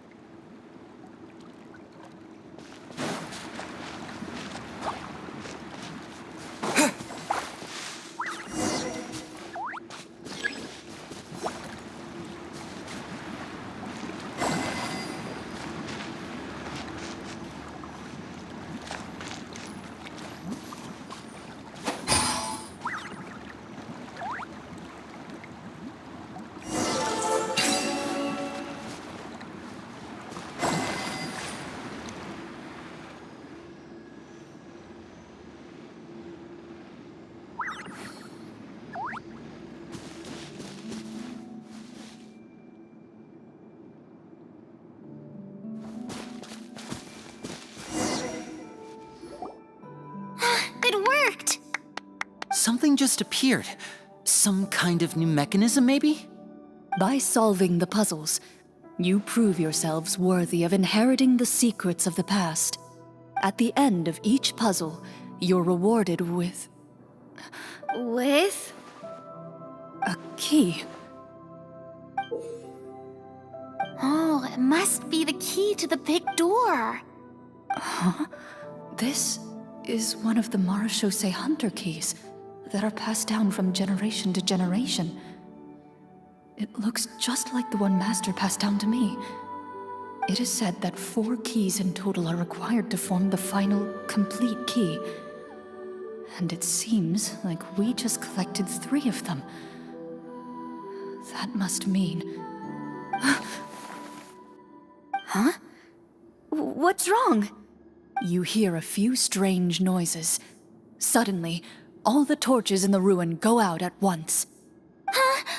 What's going on? Did we fall into another trap? For the sake of immersion, please close your eyes, everyone. Without the torches, the space is now completely dark, and you cannot see anything.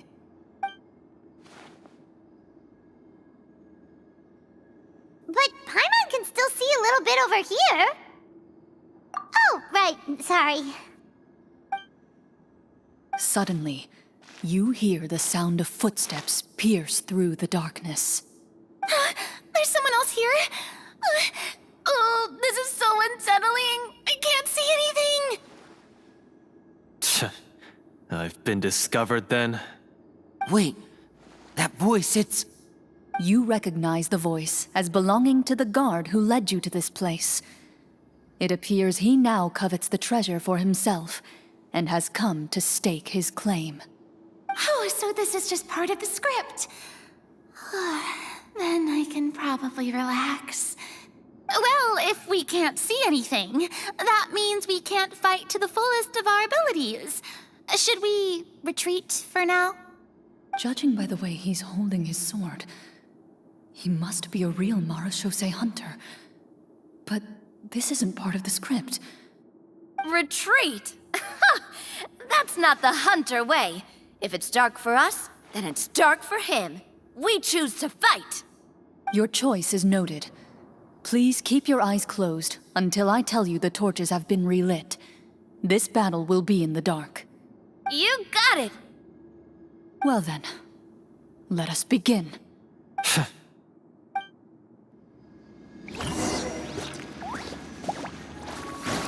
Hunt them down. I'd like to try to hit him with my sword. Your strike is successful. Is he still standing? Goodness, Is it over? Can we open our eyes now?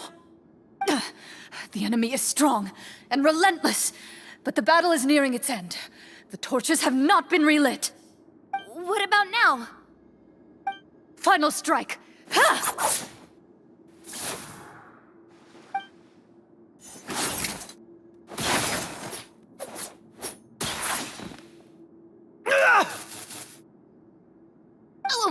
we get him? Chlorinde? Warm fire flickers across the walls once more. Your vision is now clear. In an impressive display of courage, the four of you successfully defeat the uninvited guest. That look in his eyes. It's like he became an entirely different person as soon as I defeated him. Huh? Mr. Florian? Oh, wait. We're supposed to be role-playing. I should stay in character. Speak your name, guard. Why did you lead us here just to betray us? Is this treasure really more important to you than bringing peace to the kingdom? What kingdom? What peace? Those were nothing but lies! I, Florian, am a true Marechaussee hunter, descended from hunters of ages past. So he's also using his real name. Or, wait, was that the name of his character from the very beginning? Then I'm even more confused. If you truly are a Marechaussee hunter, shouldn't you want to help us just like you said before? Shouldn't we fight together for the sake of the people? What do you know? In this day and age, there's no glory to be had as a Marechaussee hunter. What's that supposed to mean? My skills were passed down to me by my father. We lived a life of obscurity in the remote wilderness. Still, he devoted everything he had to being a Marechaussee hunter. And what did he get in return? A life of poverty and pain, and a world that forgot all about him. When he died, not a single person came to mourn his passing. The Marechaussee hunters were the ones who saved this city, were heroes. We deserved more recognition and respect than this. Is he talking about how no one in the capital seems to remember the hunters and their legacy? I didn't expect the script to contain this level of social criticism. So that's why you want to take the treasure for yourself? You feel like you're owed fame and wealth? If you already knew where the treasure was located, why didn't you just come down here and take it? Because I still needed the final key. Only a true Marechaussee hunter is capable of passing through this final door. As someone who sought to hurt others for his own gain, Florian lost that right long ago. Okay, but what is this treasure anyway? We've got all the keys, right? So can we just go in and take a look? You're sure you want to go in? We've been talking about it for so long. Of course we want to see what's inside. And we've already defeated Florian, right? So he won't try to take it from us anymore. Pesky brats. Watch yourself. Then let's open the door together. All right. Your choice of action is confirmed.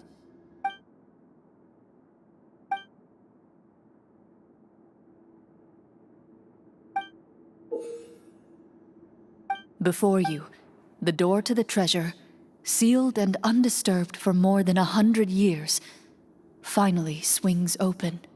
You hear the shrill wail of the door hinge as it rotates for the first time after years of disuse, almost like a sleeping giant letting out an extended yawn. You get the impression that the secrets buried behind this door might be just as heavy as the sound you just heard. It's open! Come on, let's go in! Paimon wants to see what's inside! Ooh, me too!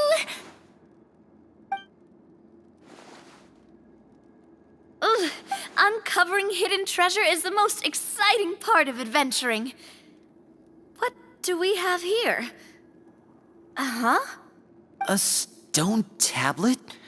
And some shabby weapons? You call this a treasure vault?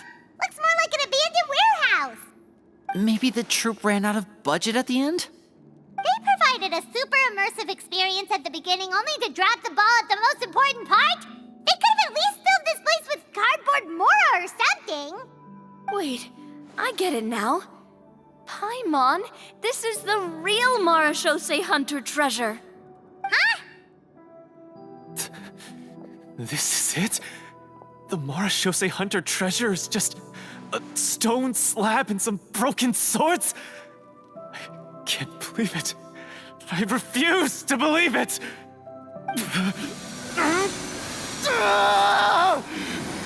Whoa, are you okay?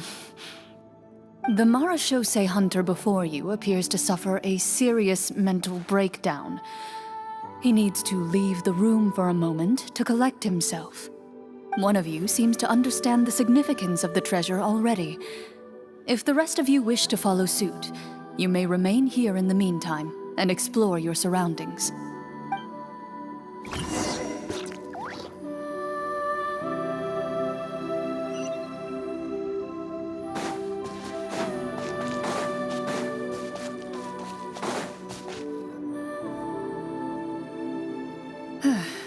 So, how are you doing? Feeling any better? What just happened? Do you remember how you got here?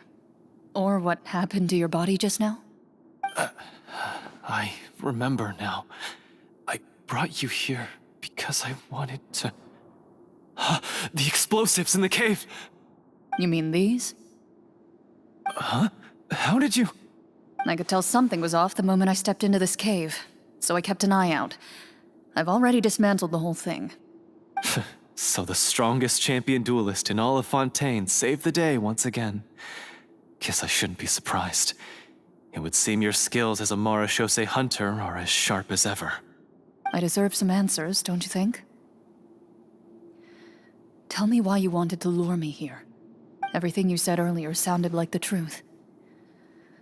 Luckily, your monologue was dramatic enough to convince my friends you were just role-playing. I don't know. I just always felt like there was something in my heart that didn't belong to me. Something agitated and angry.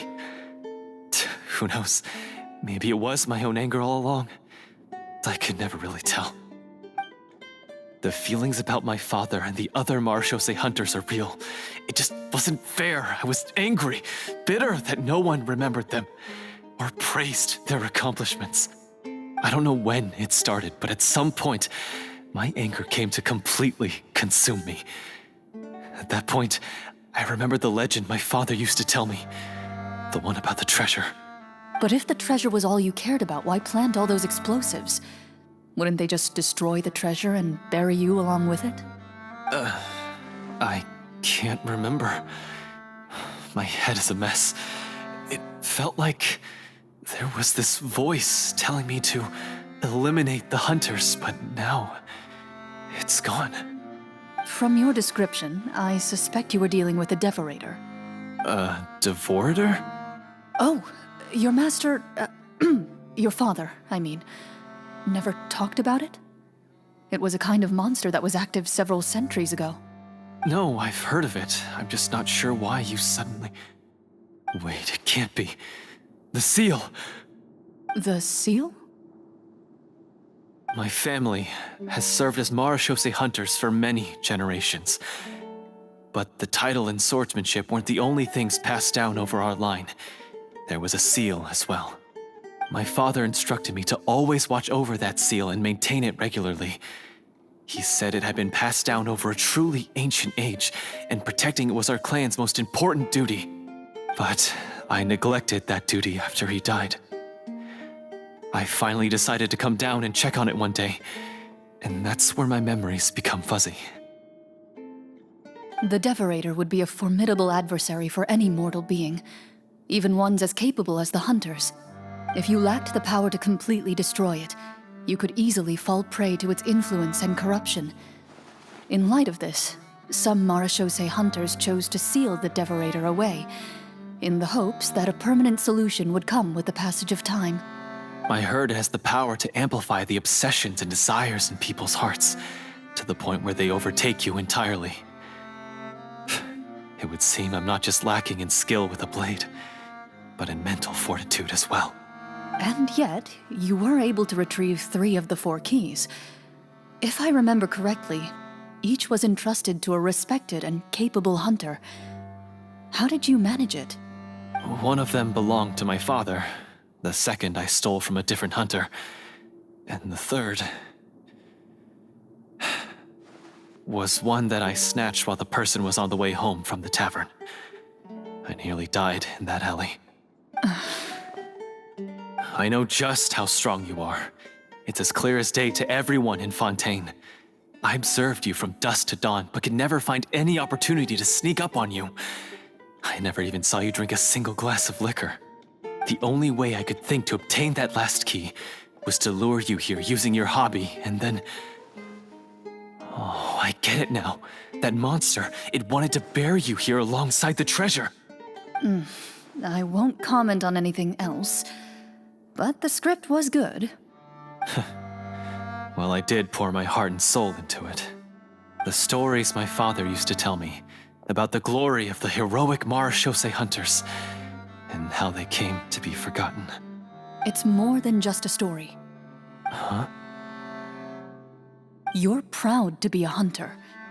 You're still holding onto that part of yourself, no matter how small. I have done so many despicable things. I have nothing to be proud of. Then explain the purpose of the evil sorcerer in your story. Huh? Isn't he the true antagonist? The one who sought nothing but his own gain, and used the people as pawns to attain it? In your heart of hearts, he was the one you truly wanted to defeat. But I've already tainted my sword. I no longer have any right to... Wake up, Florian. Remember how you introduced yourself earlier. Do you really think the hunters acted out of a desire for honor and glory? Or to be loved and acknowledged by the people? What did your father teach you about our order? You do not wield your sword for yourself, but to protect those you serve. There's nothing special about a blade. It's the intentions of the wielder that matter above all else. Do you still not understand? Even after seeing the treasure for yourself? The contents of that room, they represent the true legacy the hunters left behind. You're right. I am a Marechaussee hunter. It's time for me to redeem, no, to finally serve the people I vowed to protect all along. I wouldn't be so quick to push aside the need for redemption. I know. That's a charge I won't bother to defend myself against. Good. Then, come with me, and help me see the script through to the end. Huh? See the script through to the end? But there's no more script left. Never finished it, huh? No, I mean, I wrote the script with the sole purpose of luring you all here. There was no reason to write beyond this point. Then we'll just have to keep writing it. The evil sorcerer still needs to be defeated. You mean the Devorator? Are you saying I have to make up the rest of the script as we go along? Is that really so hard? You've already written most of it. Surely you can write an ending where the hunters win and justice prevails. I'll be there to help you too. You aren't afraid your party will fall into danger? I know what my friends are capable of, and they're all quite skilled. Besides, I need their help. Then, are you going to tell them the truth about all this? I don't intend to spoil the fun. Sometimes, protecting dreams and fantasies is more important than exposing the truth. Don't you think?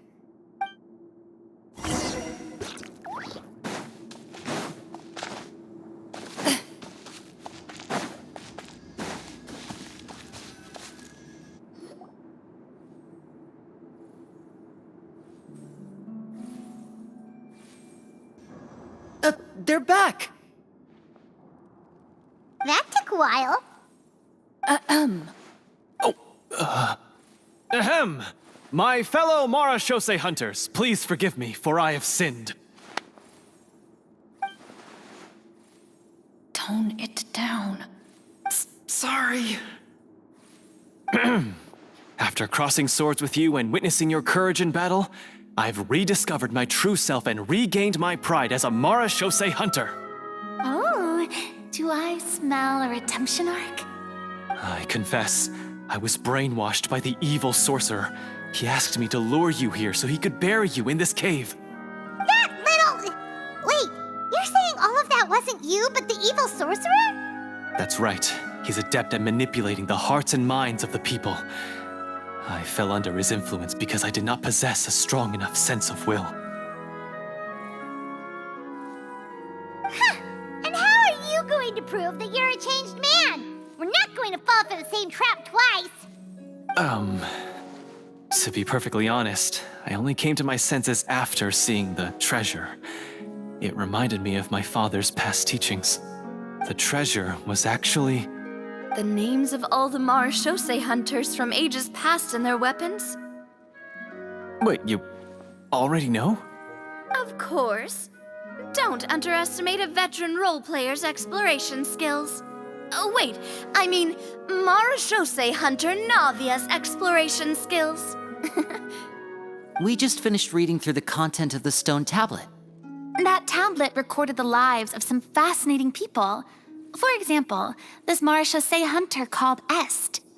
She inherited the responsibilities of the Golden Hunter and passed judgment on many people. But in private, she had a very easygoing personality. Her favorite pastime was singing and dancing with her friends, and she was said to have a beautiful voice. So, she was just like you. Oh, you really think so? Well, when you put it that way, I suppose I also have a few things in common with this Walter. Working as an executioner, he supposedly used a countless number of tricks to confound his enemies in battle. Oh, if only I could have seen the feats of magic he pulled off back then. Their lives were all so exciting. You could write so many cool books about their accomplishments. How could they have all been forgotten? Because they chose to be. To hunt monsters that only appear in the shadows, you must also operate in the dark. To be a Marechaussee hunter is to willingly give up on wealth and fame. Then this stone tablet must have been left behind by their companions. That's right. Few Marechaussee hunters ever revealed their identity to the public. They always protected the city from the shadows. The only time they spoke of their accomplishments would be at night, when they gathered with their fellow hunters in front of the bonfire to share stories of the monsters slain by their hand. So, this tablet was created not so that the hunters would be remembered by the people, but so that they would be remembered by each other. No wonder this place was so well hidden. You regard the stone tablet in solemn silence. The names of your comrades etched onto its surface serve as a reminder that you are never truly alone. The tablet proves that, although a hunter walks a shrouded path, it is not a solitary one. There will always be those who walk beside you, a fact that remains as true today as in ages long past. Their legacies shall continue to be passed down from generation to generation, as everlasting as the stone onto which their names are carved. Father, you once told me that I should seek out the treasure if I ever became lost. So this is what you wanted me to find.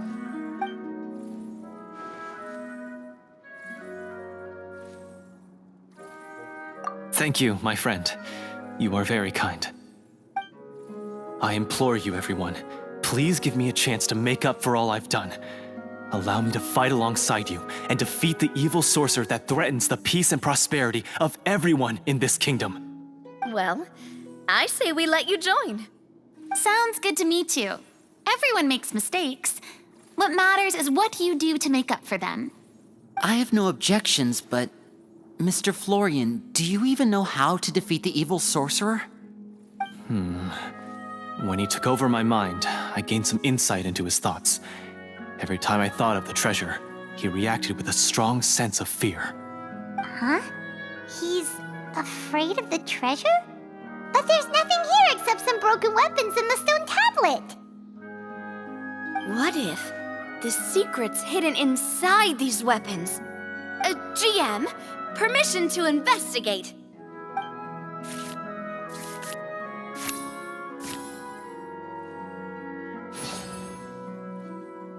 At first glance, the weapons appear absolutely ordinary. But as you observe them, you notice a faint energy emanating from within. These blades have slain countless monsters. Though it's been a long time since they were used in battle, their edges remain sharp, as if they're simply waiting for the next worthy hunter to carry on their legacy. So basically, take these with us, right? I'll take this weapon, since it used to belong to Est. Maybe it'll find comfort in being held by someone who appreciates the arts. Ah, good idea. I'll take Mr. Walter's bow then. From one archer magician to another. Paimon's gonna pick a cool weapon too!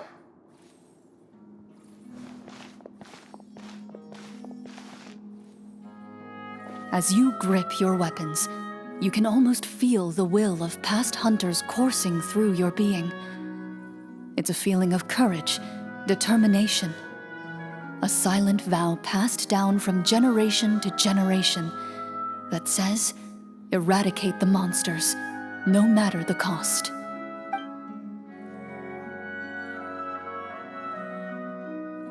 Mr. Florian, do you know where to find the evil sorcerer? I was able to see his surroundings when our minds were connected. I believe he's currently hiding out at the church in the kingdom. We must be extremely careful. He's spent so long living among monsters that he's now taken the form of one. He will not be easily defeated. Then why don't we explore some more and try to find some higher level gear? We don't want to just fight him and lose, right? No, we have to strike now. He was greatly weakened when I managed to break out of his control.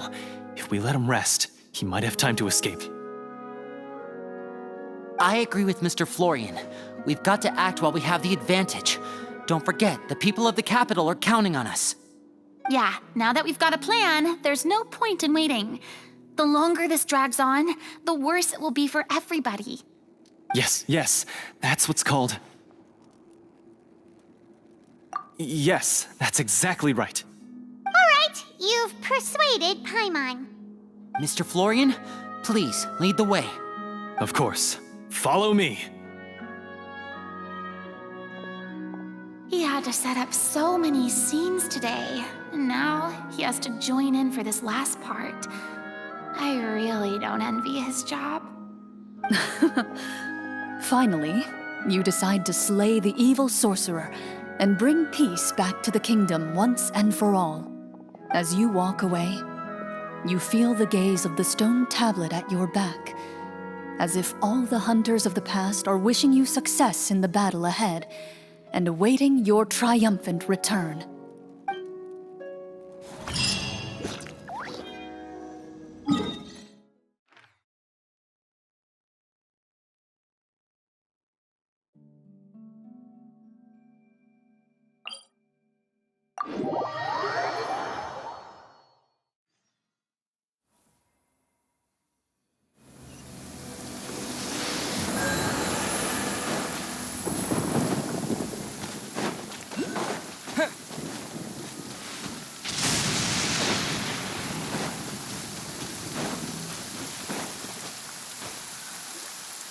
Finally, you arrive at the church Florian described. As you approach, an ominous aura surrounds you. You get the sense that your enemy is close at hand. How strange. This uneasy feeling seems so real. How did they manage that? Now, it is time for the final battle. Let's go.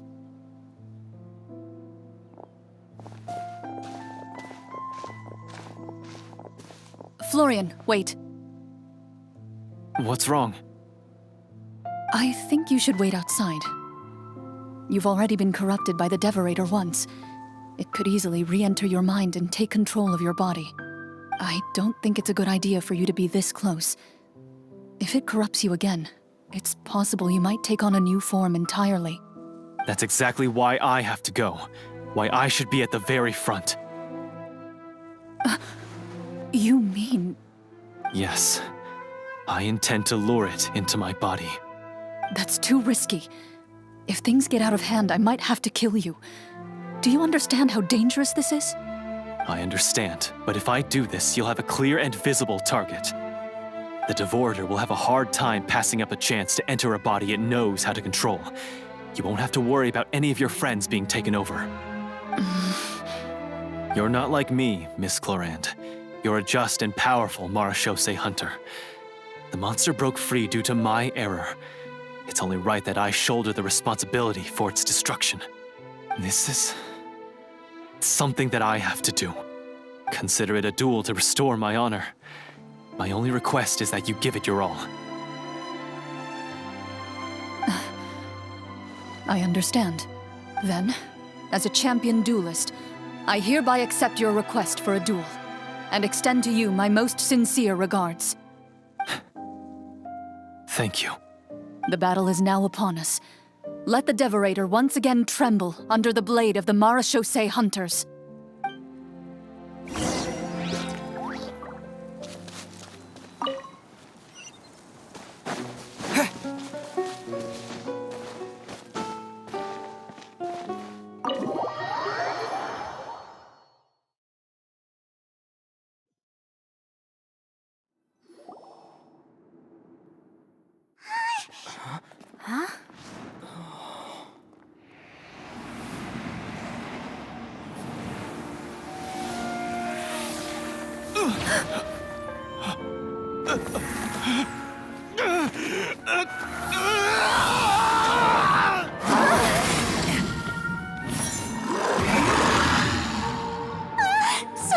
So lifelike!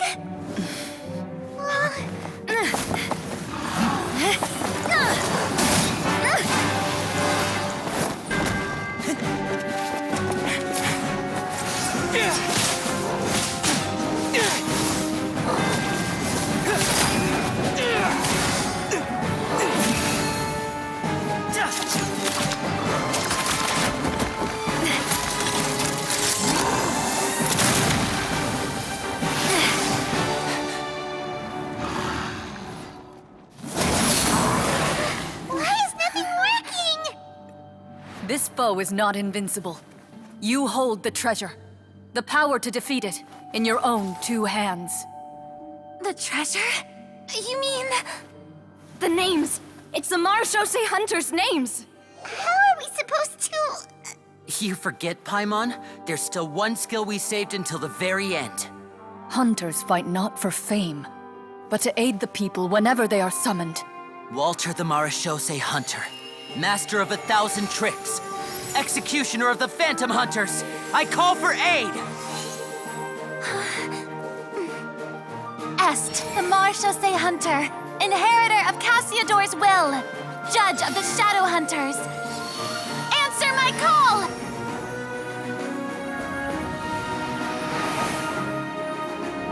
Petronia, protector of justice and order. The hunter I respect the most. Thank you for saving my friend, the best one I'll ever know. Please, lend us your strength.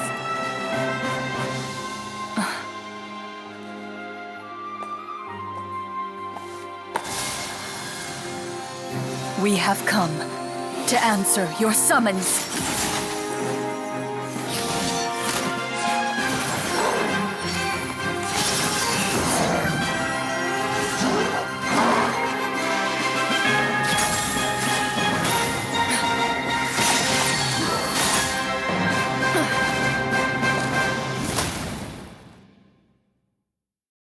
And so, the monsters were eradicated, and the sorcerer was defeated. Peace soon returned to the capital. Those in the court, manipulated by the sorcerer, also recognized the errors of their ways. Some remembered the names of the heroes who saved their kingdom, but others simply continued their lives none the wiser. Such is the story of the Marechaussee Hunters. They pursue the phantoms in the darkness and exterminate all who pose a threat. They will always protect the city and those within it, even should all memory of their accomplishments be forgotten by the very people they serve. I am assuming we've finally reached the end of the script. Yes, you've reached one of the better endings. It's a pretty solid story overall. I thought it was just an ordinary adventure at first, but the further we got into it, the more impressed I became with the production and the plot. That final battle especially. All the effects were super realistic. Oh, right. Yeah, totally. That's a really good point. I never expected the weapons we picked up from that vault would have that kind of effect. Yeah, mine nearly scared the daylights out of me when it started glowing. I took a good look at it after we got out, but I don't think it ever lit up again. Oh, we should probably give these props back, right? I'll just leave mine here. Did you have a good time? Of course. Let me know if another script like this comes around. Sure, no problem. Then I'll head back for now. I think I need some time to fully digest everything that just happened. Once Mr. Florian is awake, please pass on my regards to him. He must be extremely exhausted to have passed out cold like that. You're right. He's had a lot to deal with. Well, see you all some other time. Toodaloo!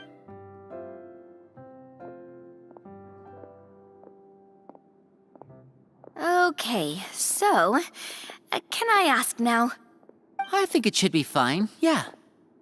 what in the world was going on back there? So you saw through all of that? That time in the cave when you told us to close our eyes, it'd be weirder if we didn't notice anything. I was dying of curiosity the entire time. I mean, you did a pretty bang-up job of pretending nothing had gone wrong. Farina actually looked like she thought all of it was planned. Guess none of us wanted to be the one to break the illusion. What are you all talking about? Oh, wait. Don't tell me Paimon never... Oh, this is all my fault. It's not too late to cover your ears. Here, Paimon, I'll do it for you. Bit late for that, don't you think? You're saying everything that happened back there wasn't actually part of the script? It's probably more accurate to say this was never a real scripted story to begin with. What? So loud. My head. Hey, you! Get up right now and explain yourself! No shaking, please! Oh, my head.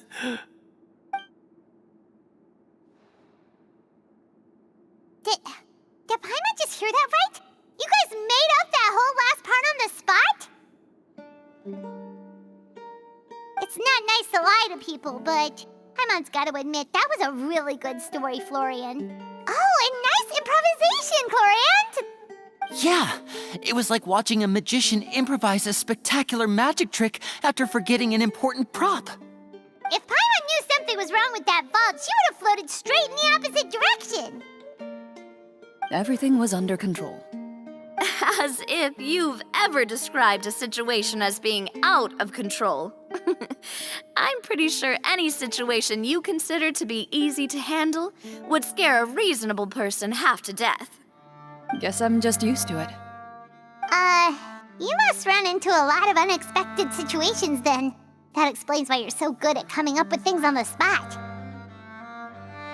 As for you, Florian... I know there's no excuse for what I did. I'll turn myself into the guards at once, confess my crimes, and accept any punishment that comes my way. I would say you've already suffered more than enough. What?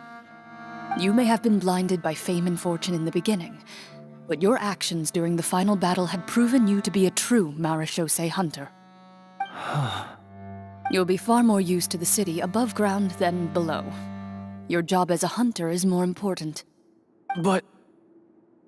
Of course, you'll still need to take the keys and pay a personal visit to the 2 hunters you wronged. Prepare to accept any terms they give you as well. Yes, of course. As far as I'm concerned, though, Your showing in the duel was enough to prove your honor. Then I'll do exactly as you said. I'll go return those 2 keys right now. Thank you so much, everyone. I'll do my best to prove myself worthy of the second chance you've given me. I swear this on my name and honor as a Marashose hunter. Until we meet again, everyone.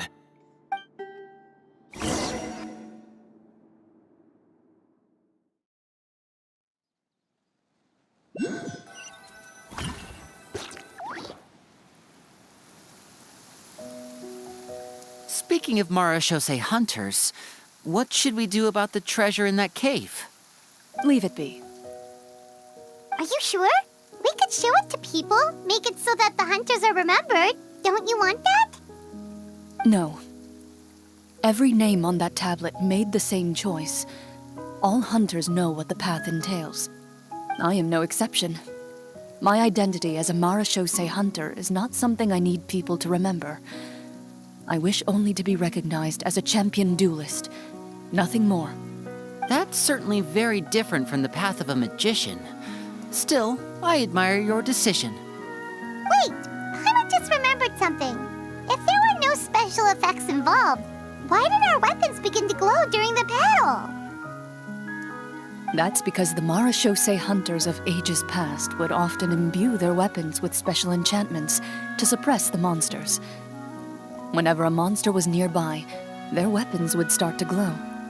Oh, so that's why they had an effect on that guy near the end. I really thought the summons were doing all the work. Well, I'm sure the summons were a part of it too. Oh? How so? This particular devorator probably hailed from the same era as the hunters we saw in the room. The names you recited all belonged to the bravest hunters. Countless monsters fell to their blades. That's likely why the devorator visibly reacted when you said them out loud. So the names held the power all along. Navia, everything you said during your summon. Huh? Oh, I meant what I said. I mean, it was true to my character, so yeah, I'm glad you heard it. Just don't make me repeat myself. It's embarrassing. I really appreciated those words. All right. Don't get all sentimental on me. Anyway, let's not talk about that anymore. I'm going to go on ahead. Don't fall too far behind now. She ran off! I should probably head back as well. This story was truly incredible. I might have to spend the whole night telling my siblings all about it. Goodbye. Traveler, should your name and deeds be forgotten, what do you think the significance of your journey will be? I suppose the significance would be the journey itself and the world we helped create. There's still value in the time I shared with everyone here, in the things we were able to accomplish, even if no one remembers them. A great answer. I'll remember it. Me? The Marashose hunter says nothing in response to that question. Perhaps her answer lies in her silence. An unspoken vow left to echo through the night. The path